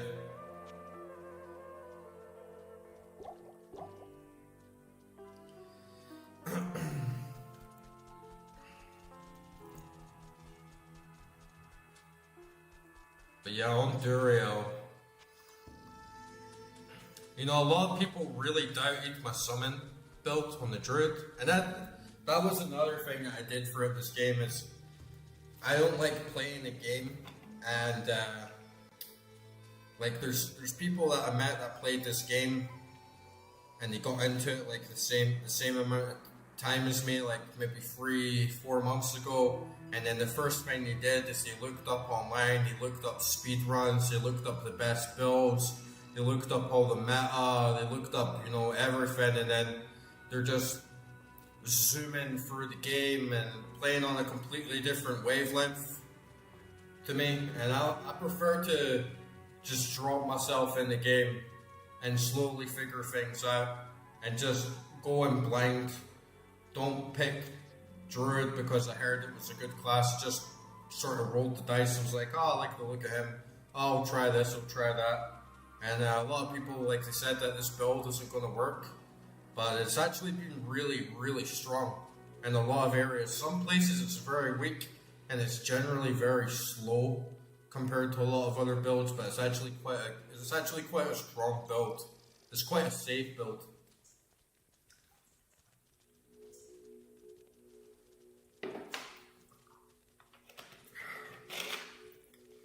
And it's like with Duriel. The first time I did Duriel, I was like, oh man, I got crushed very, very fast, and I'm not gonna complain to chat, you know, like anyone that wants to try and give a hand or some pointers is great, because Diablo 2 is a very, very complicated game, and there's absolutely no way you're gonna figure out everything on your own.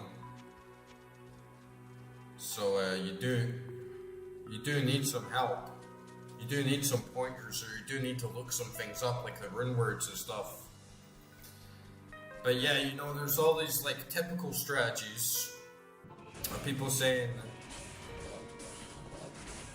take a bunch of fall potions, get a faster run walk speed, do X, Y, and Z. Like, this is the game facts version of how to beat Duriel. And listen to what they were saying, but it just went against like my build and like my whole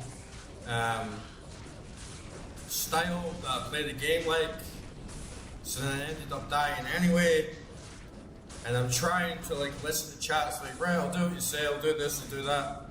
And then at the end of the day, I was like, nah, you know what, I'm gonna do it with just raw Summoner Druid and beat it first try. When I actually tried to do it just the way I normally would have tried it, and did it on Nightmare first try, like that, and hopefully I'm going to do it on Hell first try, like that as well. But I like that creativity. I like how you don't have to do the boss in the same way as everyone else, and even some people were saying like the Summoner Druid can't do this, Summoner Druid can't do that. There's been a lot of moments where everything worked out really well. Like the Ancients absolutely crushed them, crushed Mephisto, normally crushed Duriel. Struggle a bit on Duriel, and really struggle on Diablo. It doesn't suit this build at all. But yeah, other times it works out great. So. And if I looked up the guides and it's like, oh, I'll roll a pally and I'll get a teleport staff and I'll grind this rune word and then I'll do this and then I'm like OP. It just doesn't feel like I'm really playing the game. And part of the fun for me is actually sitting and figuring out like how you do stuff and how to make a good build. But yeah, like on Diablo 2, you can't do that like all the way. You need some help. And I'm really thankful that I could do it on stream, because I got to do it more organically and still interact with the community rather than just interacting with Google, if that makes sense. I just want to look everything up and like read forums and like look at Reddit and fucking spreadsheets. So it's really, really nice to have lots of other people come in along the way and say, hey, do you know you can do this? Do you know you can do that? And it felt more organic. It felt more like how people would have figured stuff out back in the day before everything was online.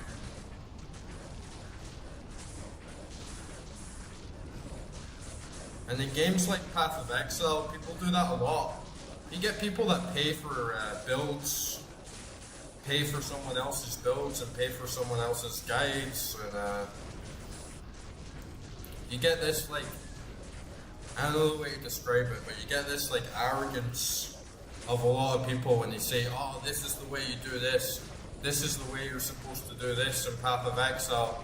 And it's like, you do realize that the guy who you're buying these guides off, you're buying these builds off, he didn't look online because there was nobody else there to tell him how to play the game. He sat back and he tried to figure everything out himself, and then he found a creative solution that nobody else thought of that ended up being one of the most game-breaking or, you know, huge buffs that you can have and you're not automatically going to get there just by not looking up guides and doing things yourself, but you won't have any chance of finding any new knowledge or doing anything else creative if you don't actually give it a try, you know, and try and like work with the systems you've got. It's like playing chess, you know.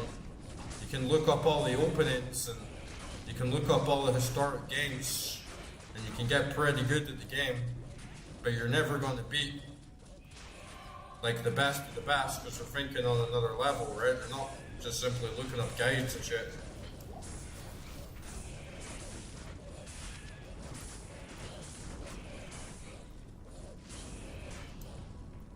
But yeah, I'm not like anywhere near that. Like obviously, and like skill. I'm not like the Magnus Carlsen of Diablo 2. I just like playing it my own way.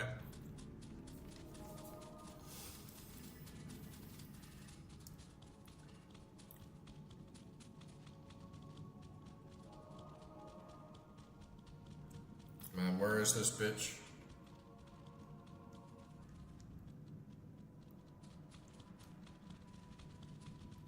Man, I really like trading in games, and I'd really like to get into the economy of Diablo 2. That would be a lot of fun. And yeah, playing online with the community.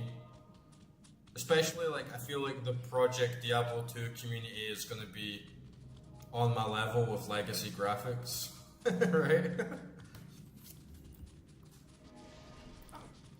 So yeah, I definitely want to play online and do some trading.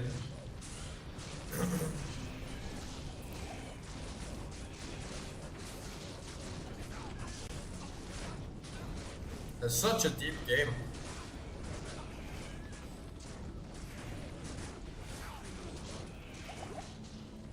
Yeah, honestly, that is, I pretty much only play solo. I play Path of Exile online, obviously, and do trading on that. And maybe in like games like Torchlight 2, I would play co-op with like a IRL, like friend, but it's always just been my style to play ARPGs solo. If you're online, it's really nice to have the trading universe there for you and the economy. So you're still interacting with players and you're still doing your own thing. But yeah, for me personally, I've always been like a solo player. I've never really played in groups.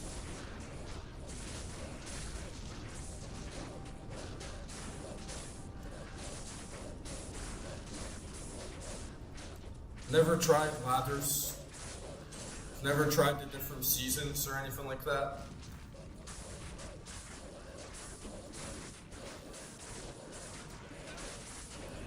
Yeah, that never appealed to me either. Of like losing everything that you worked hard for, but if you play it all the time, play the game all the time, then I guess it's more appealing to have like a flat reset and do another run and another run, another run, another run. I've never played them that long though, you know, maybe like max like 400 hours in the Path of Exile 2. Not like someone who's played it for like 10k hours or whatever, but if you've been playing Diablo 2 for like 20 years, I could easily see how like ladder and stuff could be appealing. I get the appeal for sure. Can get why it'd be like really fun, especially when you add new mechanics and new little challenges to perform.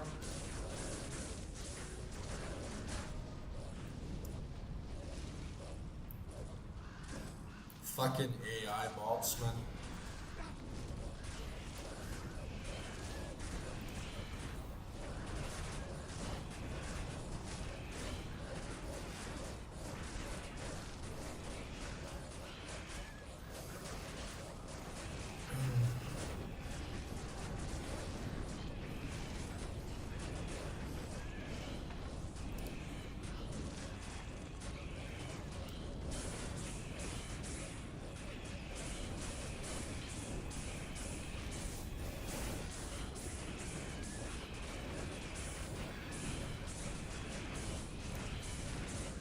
gotta be close to her.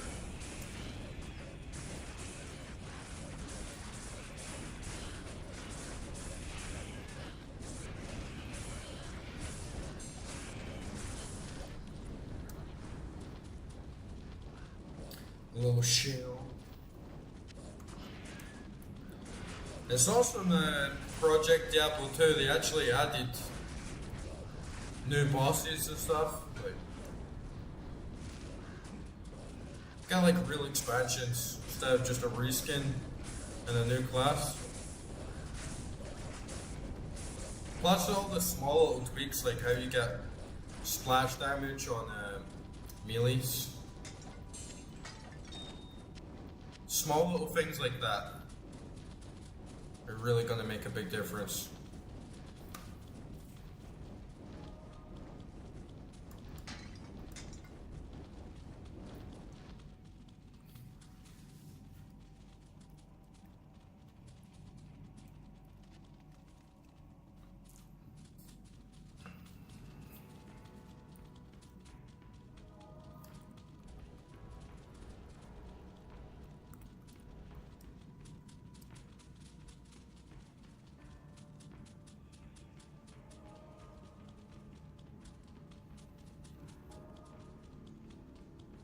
Yeah, plus they just, there's a lot of things in OG Diablo 2.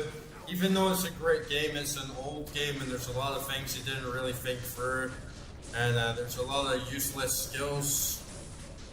And there's a lot of very, stupid, boring items that are just junk, nobody wants them at all.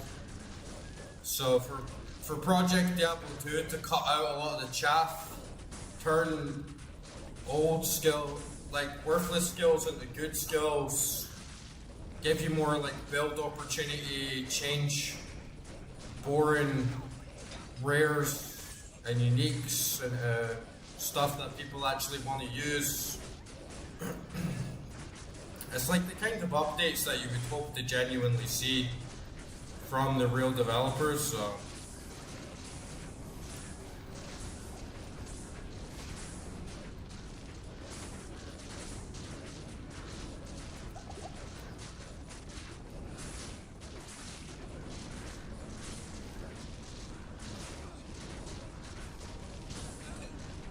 because yeah, it's a OG Diablo 2 is an amazing game. It's one of the best games, but it's got a lot of flaws. It's very rough around the edges in a lot of areas. But what can you expect when they were pioneering so much and doing a lot of stuff for the first time, and there was a lot of updates to the game as they're going forward? You're not going to get everything right first time, and a lot of the things we take for granted today weren't figured out at that time. So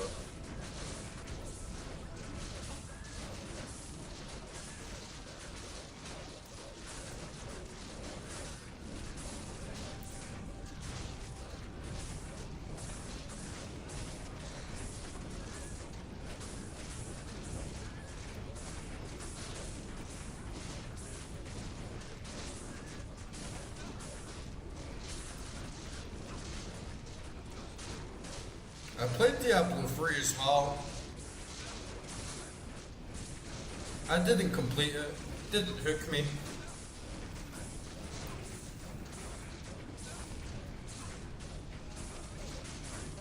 Goddamn Merc, man.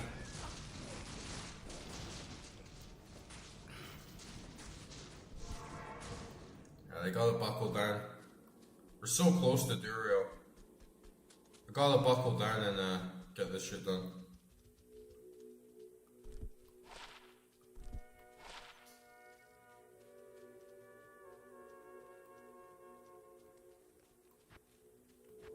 And I really gotta clean my stash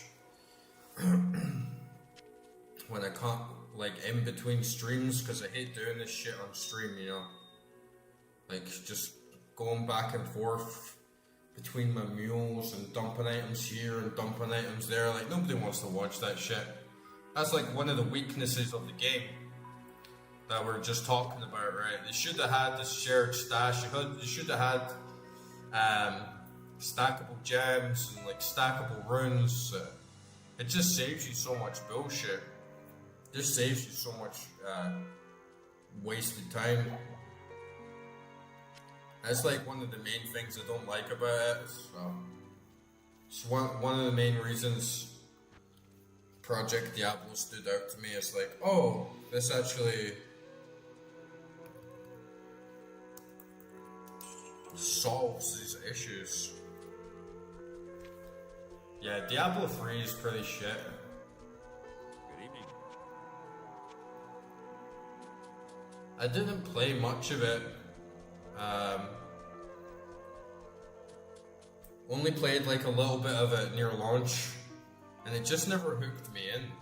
It is an honor to serve you. Just didn't do anything for me, you know? But then I more recently watched like a let's play of it, just like a no commentary, just to sort of remind myself of it. And then the story in it is so trash, right? Like, they really ruined the story in Diablo 3. And the whole vibe of it, it just feels like a completely different game with like really trashy writing and everything's washed down.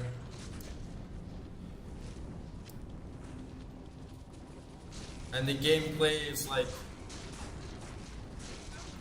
it's very different from here. You know, you have so many enemies here. You have so much going on. Like, you have very big hordes and mobs in the OG. But the pacing and the combat in Diablo 3, it just doesn't feel the same. Everything's spaced out and the enemies are a lot bigger and less numbers. There's just something about it that doesn't have the same effect. It's not as much as a loot fest. You're not like constantly scanning the ground for loot. It feels watered down.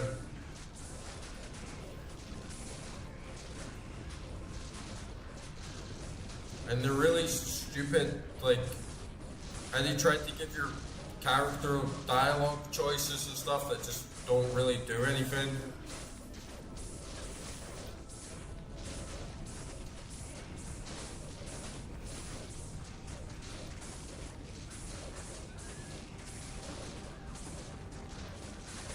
I haven't played Diablo 4, but once I'm done with Hell on this character, I'm gonna play Diablo 1.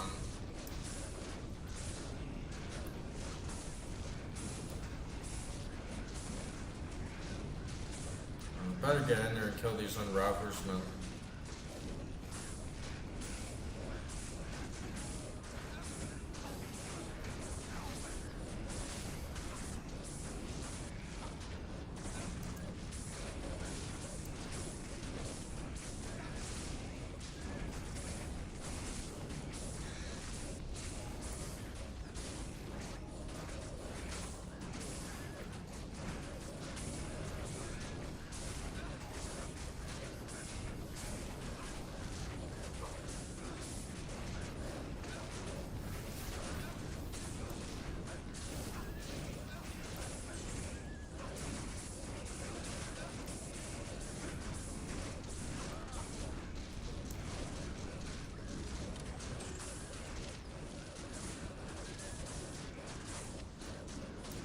It's a shame what happens to big companies.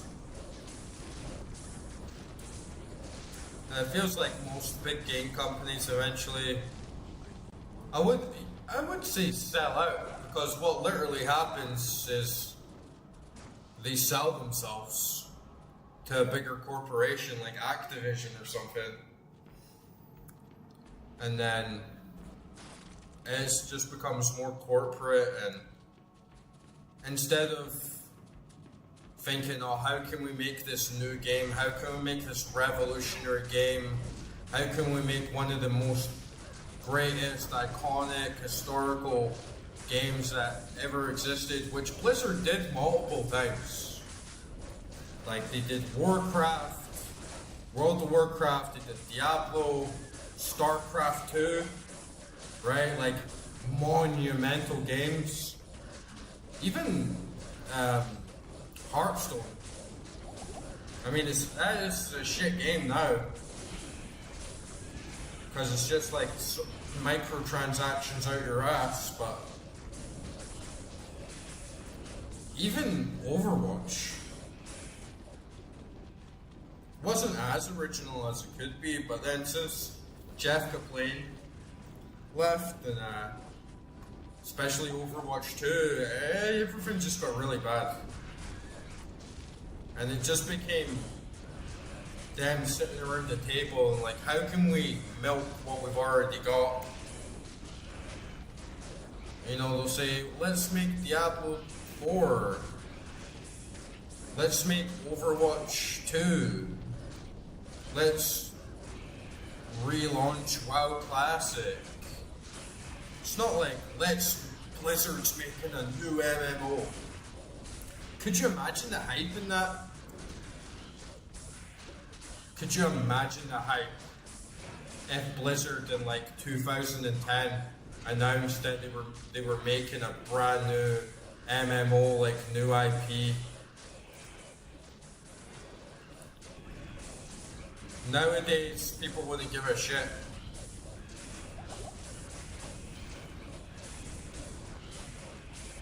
Because they know what they're up to.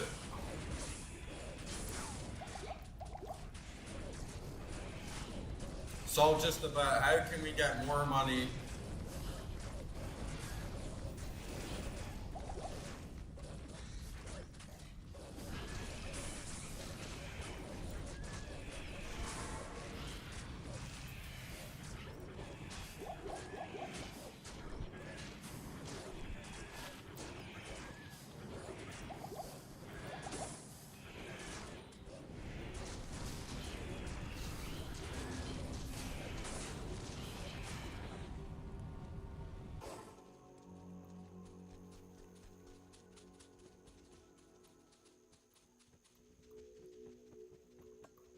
It's the same with like Squaresoft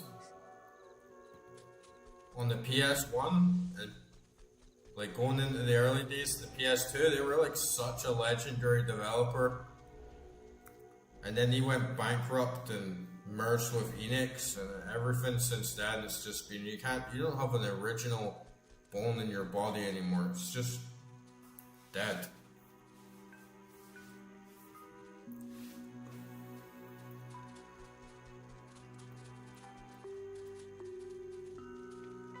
Man, I'm actually burning through my cash.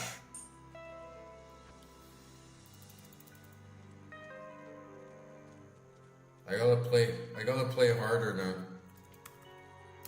I gotta push for it.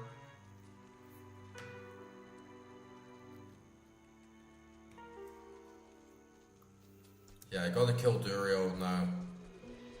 I gotta get this shit done. Yes, citizen.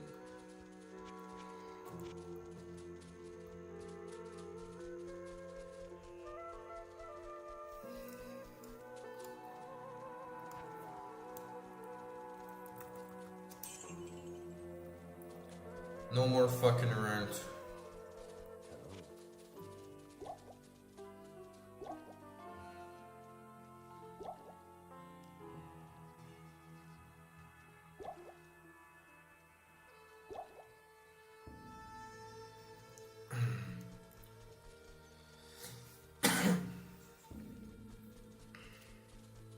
She must just be right around the corner. I gotta let my minions give her hell. I am the hell, Duriel. Now this Merc has let me down. Might just be because I'm playing a bit distracted.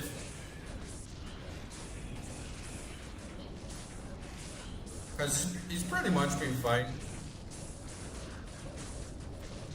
It might just be me letting him down a little bit.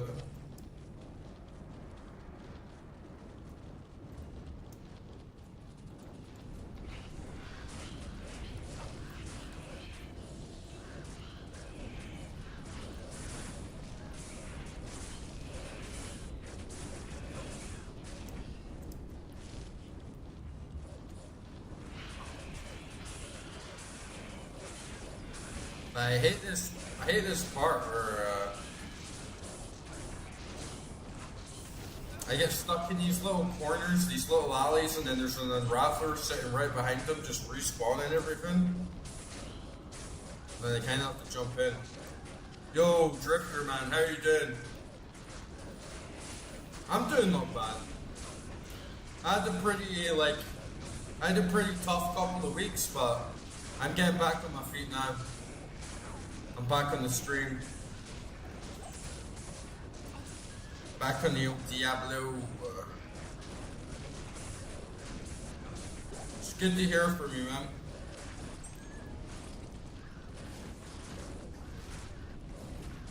Hope you're having a good one.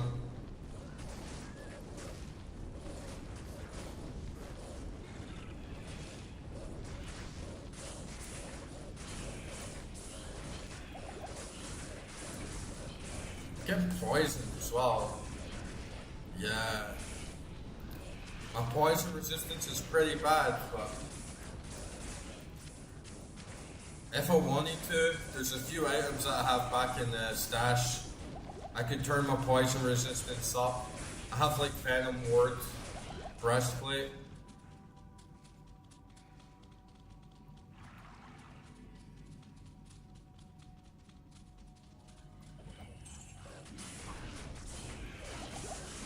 Let me just try and get to the end of this dungeon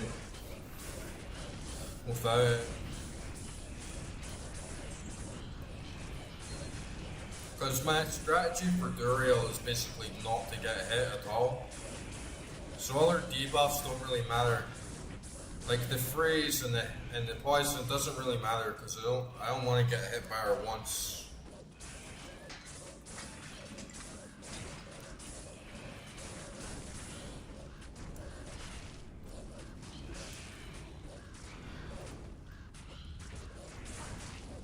Drinking whiskey and lemonade tonight, Drifter? Yeah, fucking English bastard.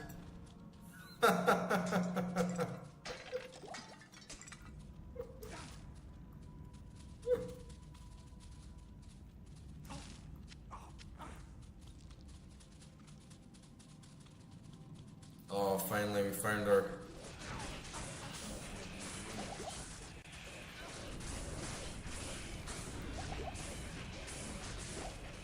Oops. We found her.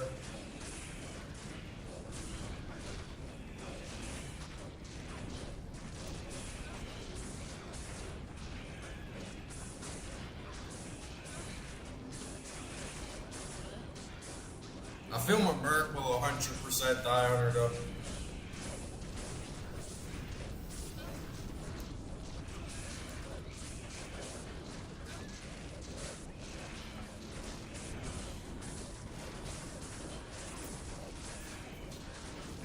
People were telling me as well that you can make all your minions prioritize a target by like shift clicking them as well, but that doesn't work for me either.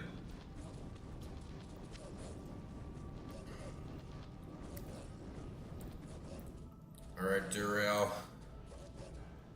You stinking maggoty piece of shit.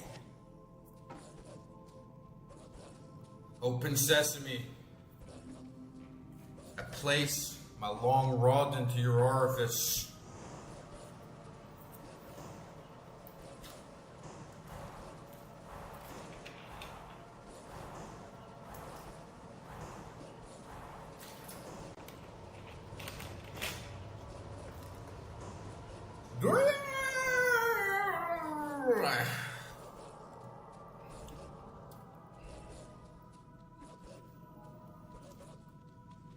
Alright, you ready? You ready, gang? One more job!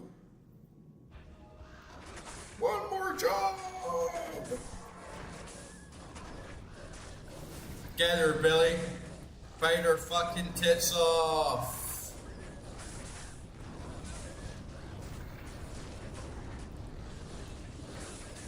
Bite her tits off, Billy. Billy is holding his own, man. Look at this.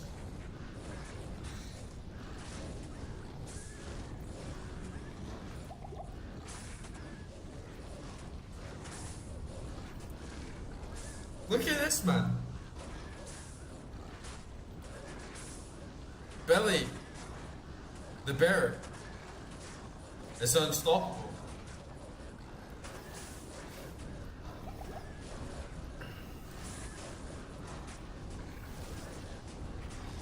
We don't need your fall potions.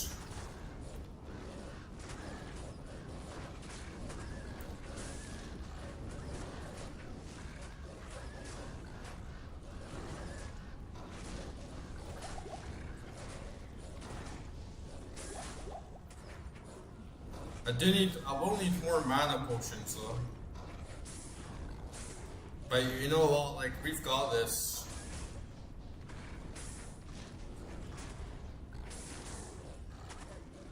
I'm just gonna run out now because I know we can do this easy.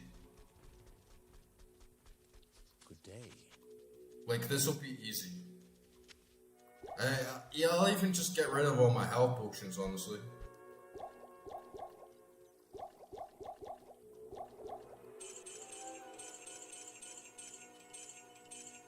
Oops. Yeah, I'll keep the juice.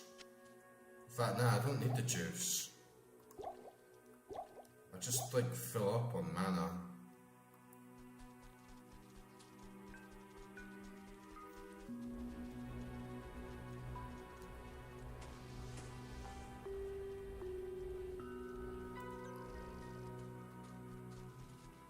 And screw the merc as well.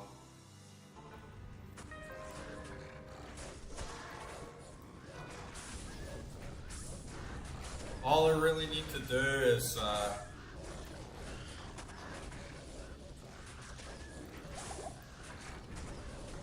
every time a wolf dies, res them up.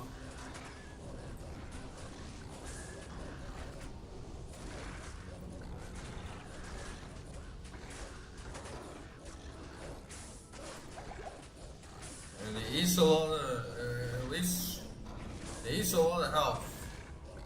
They eat a lot of mana, but it's doable.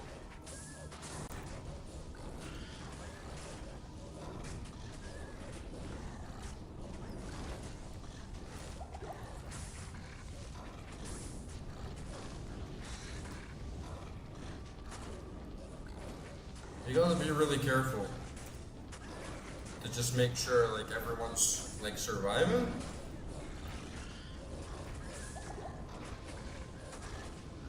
Yeah, like Druid for first playthrough, I just went into the game blind and just picked Druid because I thought he sounded cool. And honestly, the fire immunes, they are a pain in the ass. They don't make the game more difficult per se. They just make everything slower and drag on a lot. And sometimes, like in Arcane Sanctuary, it makes it really sloggy. Because it's really hard to like pinpoint and keep your minions following you like down the stairs and all the auto pathing. And that makes it really like unfun and boring to play. We're gonna need more mana. I'm gonna need more than a full belt. Hello. But the Countess is like unplayable because the enemies just take far too long. So you know you can't run it. You can't get a fast run. Good day. But it's just the slowness. Because if there's one or two fire immune enemies, honestly, it doesn't really matter because all my fire spells, all my fire elemental spells, they actually do physical damage as well. So overall, I have like a really good balance of damage types. Like my wolves deal cold damage.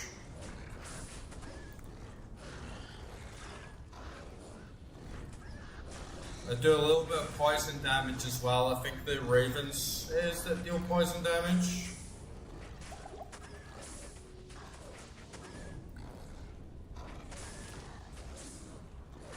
And I've got my vine to deal poison damage. I think the ravens deal bleeding or something like that.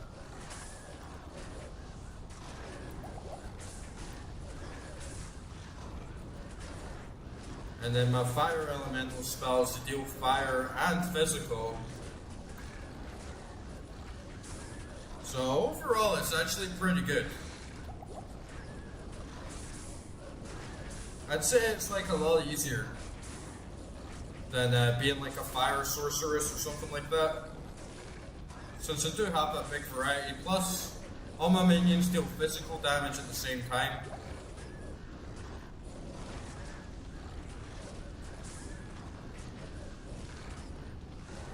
Yeah, it is true that I notice way more fire immunes than anything else, but I'm gonna stick with my build. I've only got one respec left, so I don't want to waste it or, you know, switch to Wind Druid and then not be able to go back.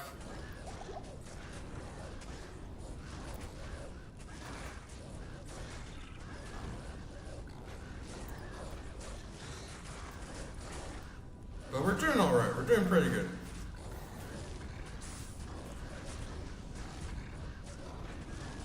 Yeah, I've had the mercenary, I have like insight on him. I got like an insight polearm on my merc and he's really good. I get a lot of nice like mana regeneration from him. But he just dies too easily on fights like this, like Duriel. So I just left him out once he died. I'll get him back for Act 3.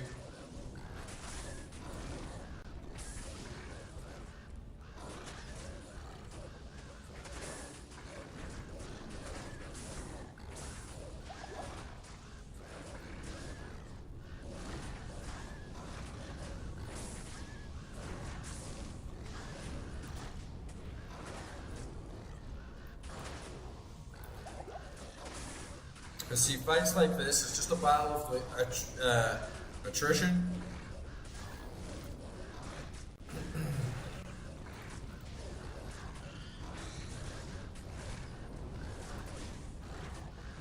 Just gotta keep that mana flow. And make sure all your minions are just constantly respawning and being able to tank. Keep Oak Sage alive. And slowly chip her down. And that's why this build works well with Duriel.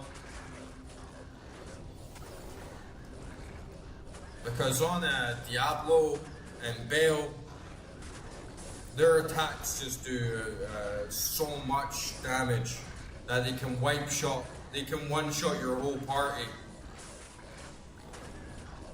And one fell swoop, that's all it takes, and then they're all down, so then you have to run back, respawn everyone, you can't really tank, so it's much slower, and it wears you down.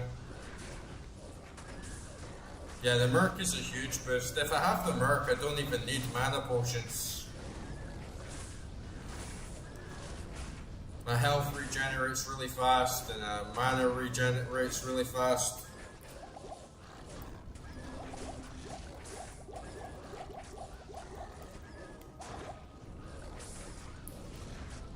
But he's also really squishy on big fights like this. So there's no point in like wasting the money on him.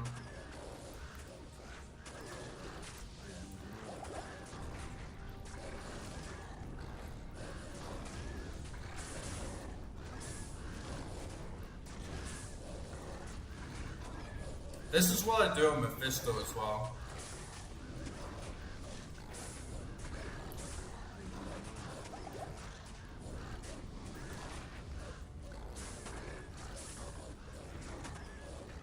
Big Billy the Bear though is holding his own so well. I'm so proud of you, Billy.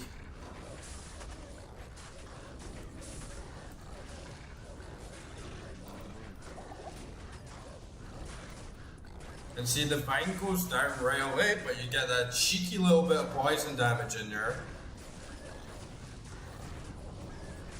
And yeah, you just kind of chill, honestly.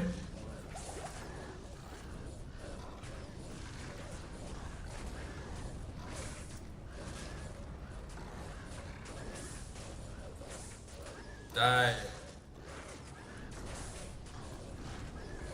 Die.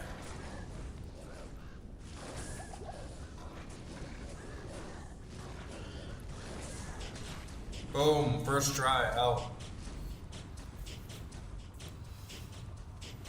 First try, bitch. We got some ghost armor. +1 to all skills. Oh, nice. Cannot be frozen as well. Ah, that is sick. +1 to all skills? Fuck yeah. 160% enhanced defense. Replenish life 10. Man, that is a fucking good unique. I have Taurasha's lacquered plate. That is amazing for the resistances and the magic thing. But yeah, +1 to all skills on that armor, and it's only required level 28. Oh man, that is gonna be peak. Like any character I have, that's gonna come in so handy. But the good thing about this build is because my skills are so spread out, right? And they all scale into each other. Like you can see here, like Fisher, it receives bonus damage from the level of previous spells in the tree. And then because, you know, here I have like 1, 2, 3, 4, 5, 6, 7, 8, 9, 10, 11, 12, 13 skills. +1 to all skills is basically like getting 13 levels up and 1, and then it boosts every single other skill. So, you know, if I have +1 to this, it also gives extra damage to that, and then +1 to that gives extra damage to that, and then +1 to that gives extra damage to that. So like +1 or like +2 to all skills is peak. I really want to get a spirit shield. And they've got +2 to the druid skills on the circlet. But yeah, that went pretty well. We didn't even need that many mana potions. I'm pretty pleased with that. Squish all our babies. Kill your babies. Walk all over your babies. Fuck your babies.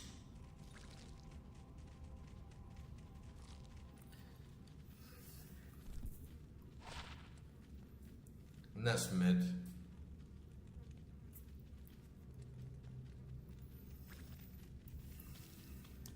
Anything else? Nah, nothing good.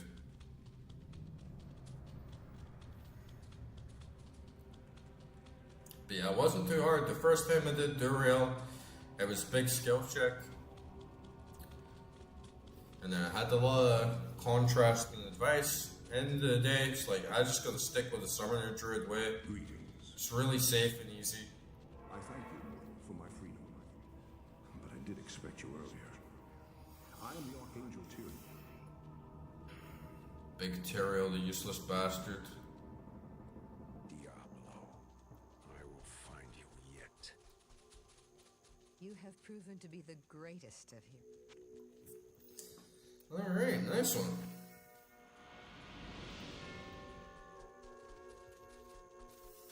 Got a little shout out from Decker King. The Archangel Tyrion was the one who gave the Soul Stones to the Herodrum 260 years ago.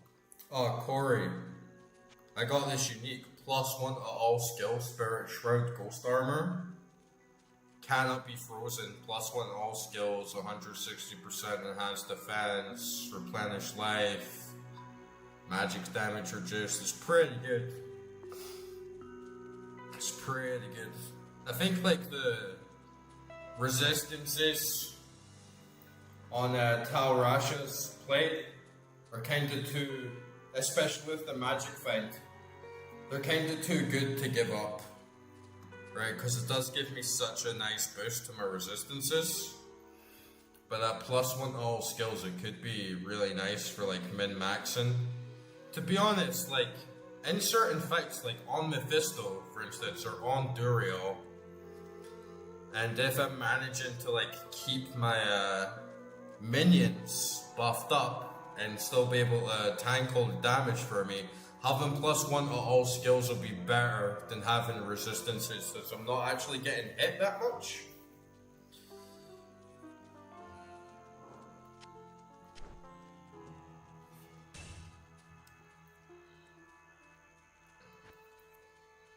And then yeah, I'm getting like big buffs with that on.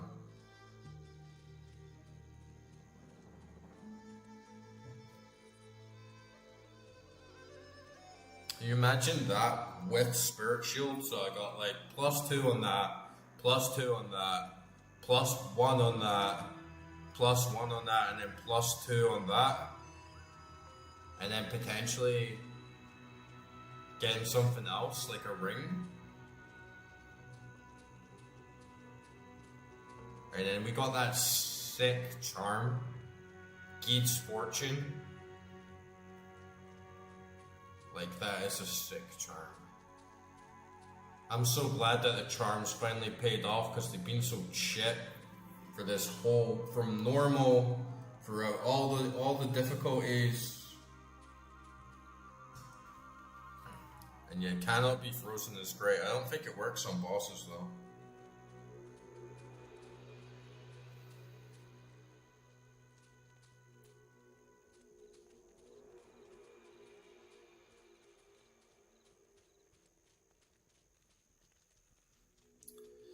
Yeah, that could be good on the mercenary. It just maybe like changed my playstyle a little bit. That could be good on the mercenary. But then you don't get the magic find, that's the other thing. It's a hard choice. I feel like it's one I want to change out. I want to swap it in and out depending on the situation. Because if I'm grinding for gear, then yeah, Tal Rasha is going to be better, skilled up with this. The battle boots with a 42% chance. I've got 2 Nagel rings. I've got a Manaltiel ring, but I can replace that with another Nagel ring. Do you really? Did you get Magic Find on the Merc? I had no idea. That's not too bad then. But yeah, maybe for like, if I was doing Mephisto runs, I would use this instead, maybe, for the runes. I don't know. I'm glad I got it anyway. And I have like 0 space in my fucking stash.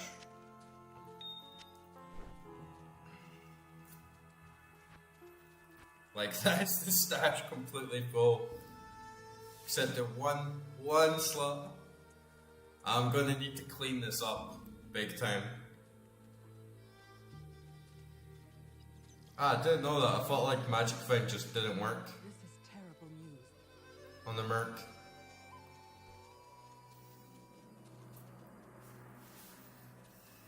Good morning. Good morning. I'm not raging at Farah today.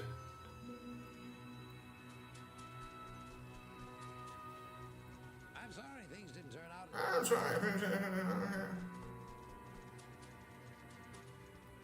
Like last time I was raging at Farah, like, I'm out here risking my fucking ass in the front line and all you're doing is fucking talking shit, like, fuck you. Way too drunk. Hello, Lord Candyman. How are you doing, brother?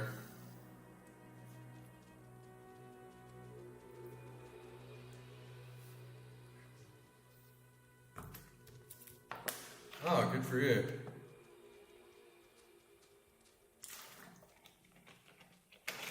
He loves smoke weed.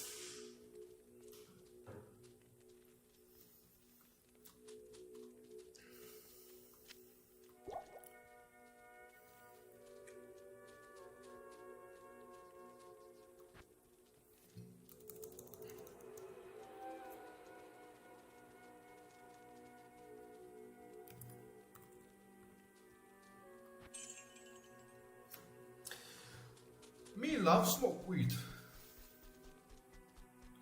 Smoke weed good. Greetings.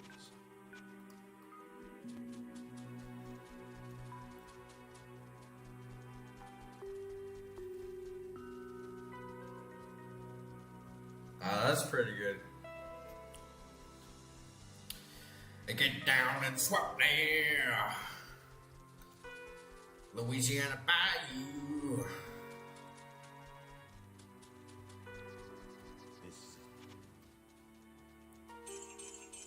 I was getting like a Creedence Clearwater Revival kind of vibe when I'm in Act 3.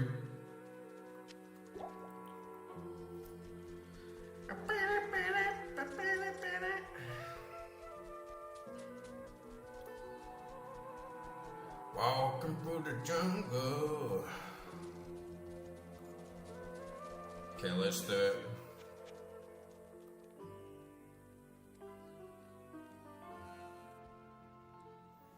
Yeah. Oh, why does he take me back to Act 1? What the fuck you doing, dumbass?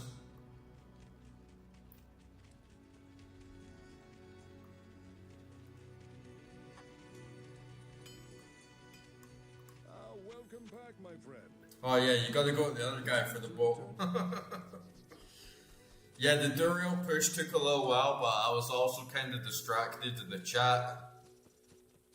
Thankfully didn't die, at least. But yeah, so, sometimes it can be a little bit slower when I'm on stream and Greetings. trying to talk and like read the chat and stuff. Yeah. But Duriel went fine, like we smashed her, honestly. You have done very well. And we got that epic piece of loot, so can't complain at all.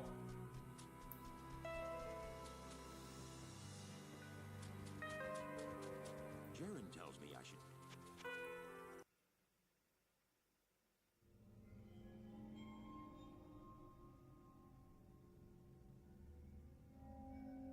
I just quickly gonna go for a piss, guys.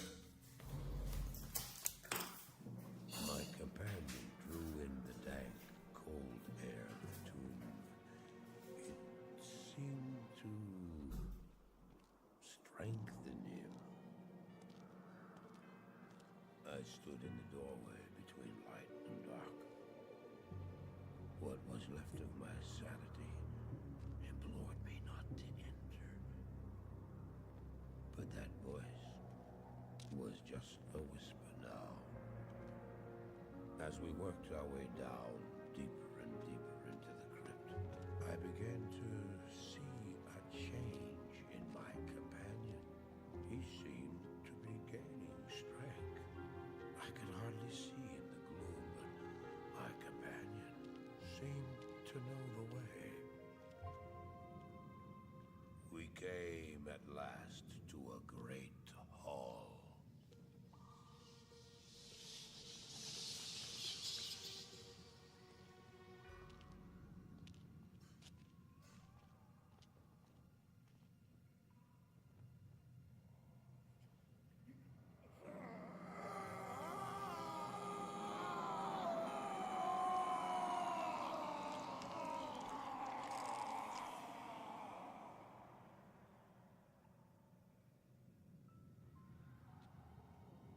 It was then I realized my companion hadn't been gaining strength.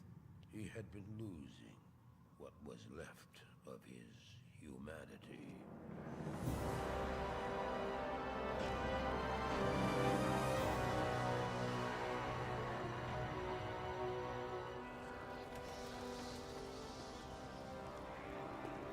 He moved with demonic speed, and then you appeared. Stop! The beast contained herein shall not be set free, not even by you.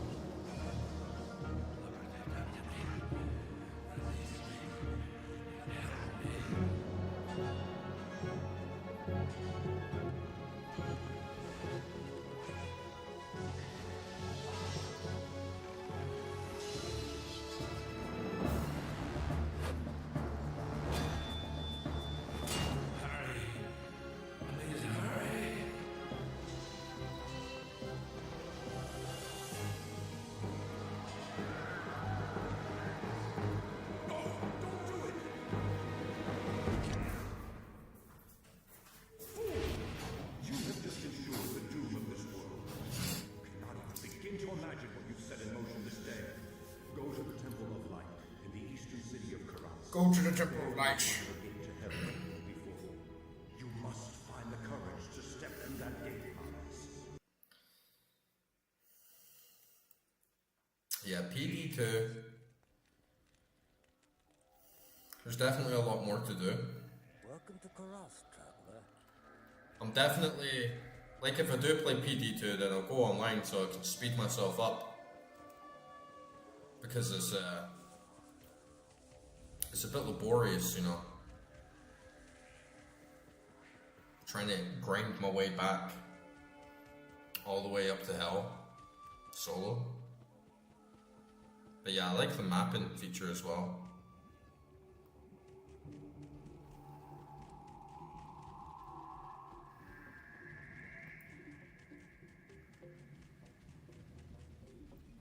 Where's my merc guy?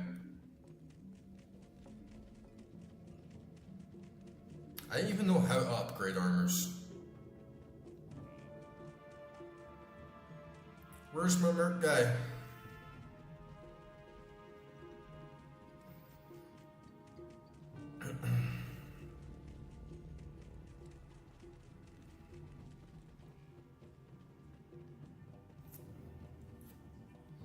Oh man, I'm like out of water.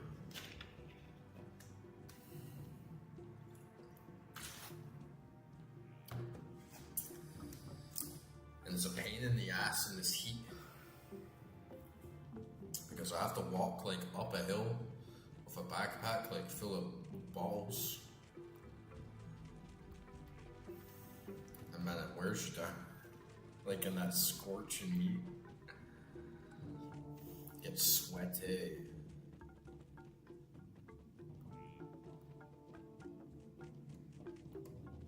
Hello there. I already got my merc. I didn't even realize. Dumb moment. I've not.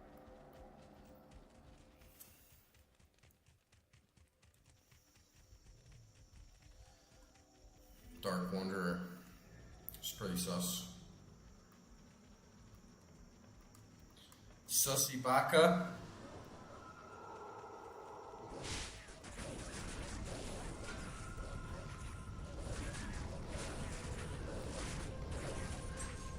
And we'll do a little bit of Act 3.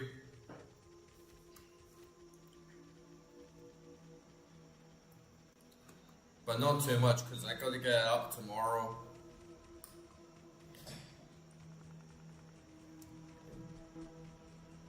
Someone's coming to help me move some furniture. gonna move into another room. Put my bed in here. Because it's a little bit quieter at night.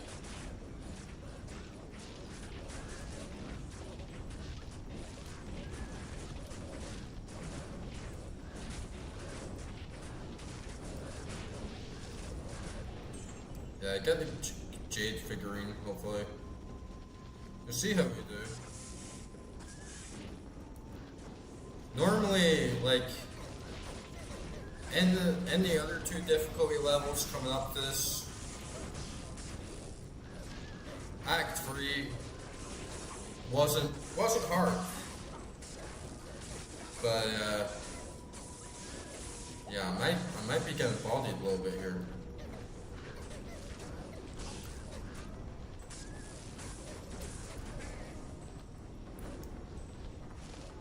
It's normally where my build, like, everything's, you get into a good level, you get used to the difficulty, you get used to everything new and all the extra challenges, and used to your build and all the extra things you're doing, so it normally goes a lot smoother for me. I do like Act 3 a lot.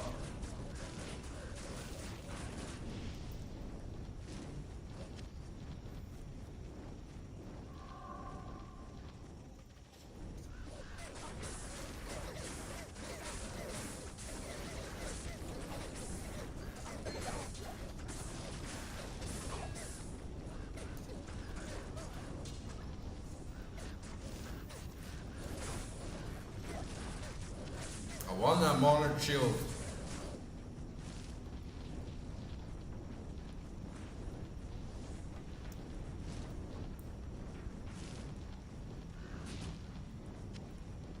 Really, you get a good chance of gold items on the Dark Wanderer, like the little mobs he spawns. I never got anything good from those guys.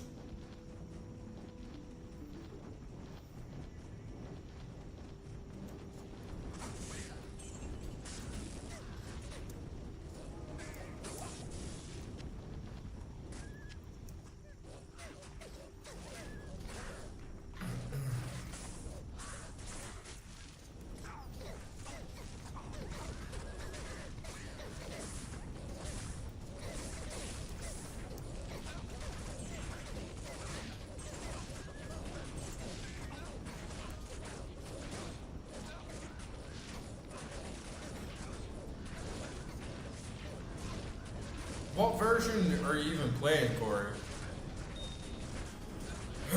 You're playing with Reign of the Warlock?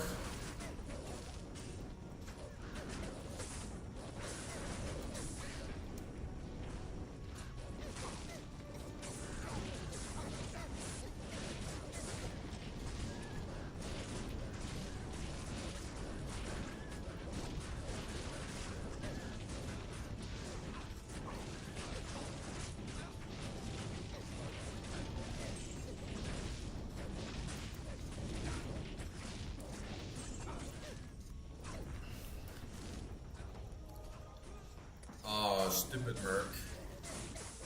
Oh, shit.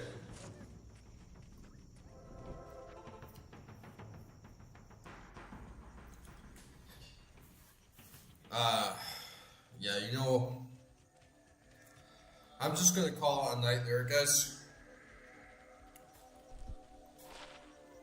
It's like 3:30 a.m. my time. But that was a pretty good run.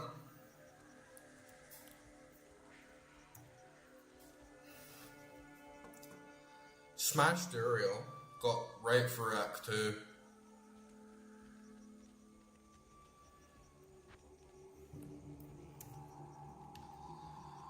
And this is normally how it goes on stream. I'll do Act 2, I'll finish Act 2 off, normally takes me a little bit longer. And then Act 3 on Sundays. And then normally I get through Act 3 pretty fast. And then I do Diablo on the same night. And then try and get Act 5 done in the one night as well.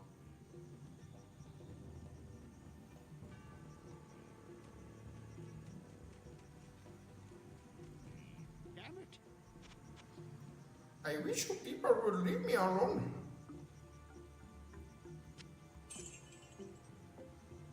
But some really good drops tonight. Like that charm, I'm so pleased with that charm.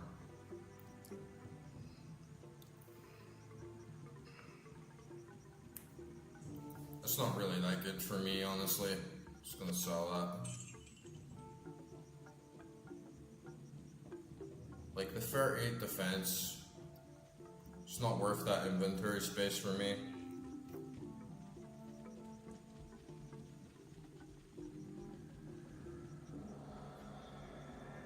And the levels are coming really slow. I think we only leveled up once that entire time, but yeah, we're making our way to 99.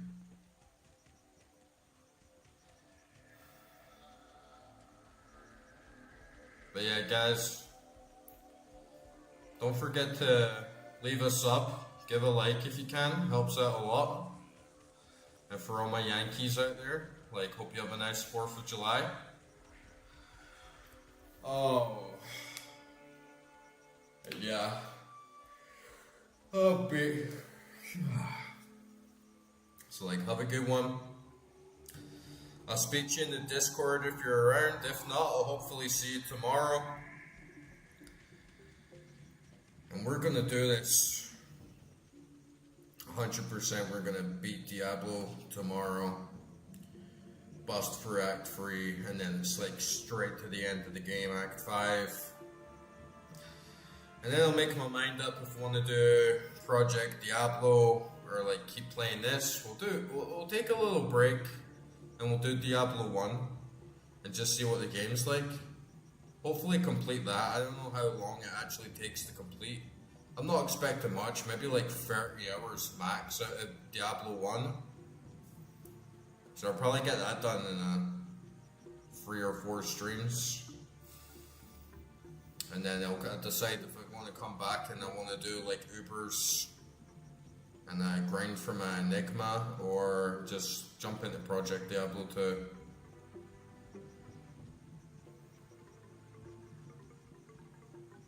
Damn, that is a big jump.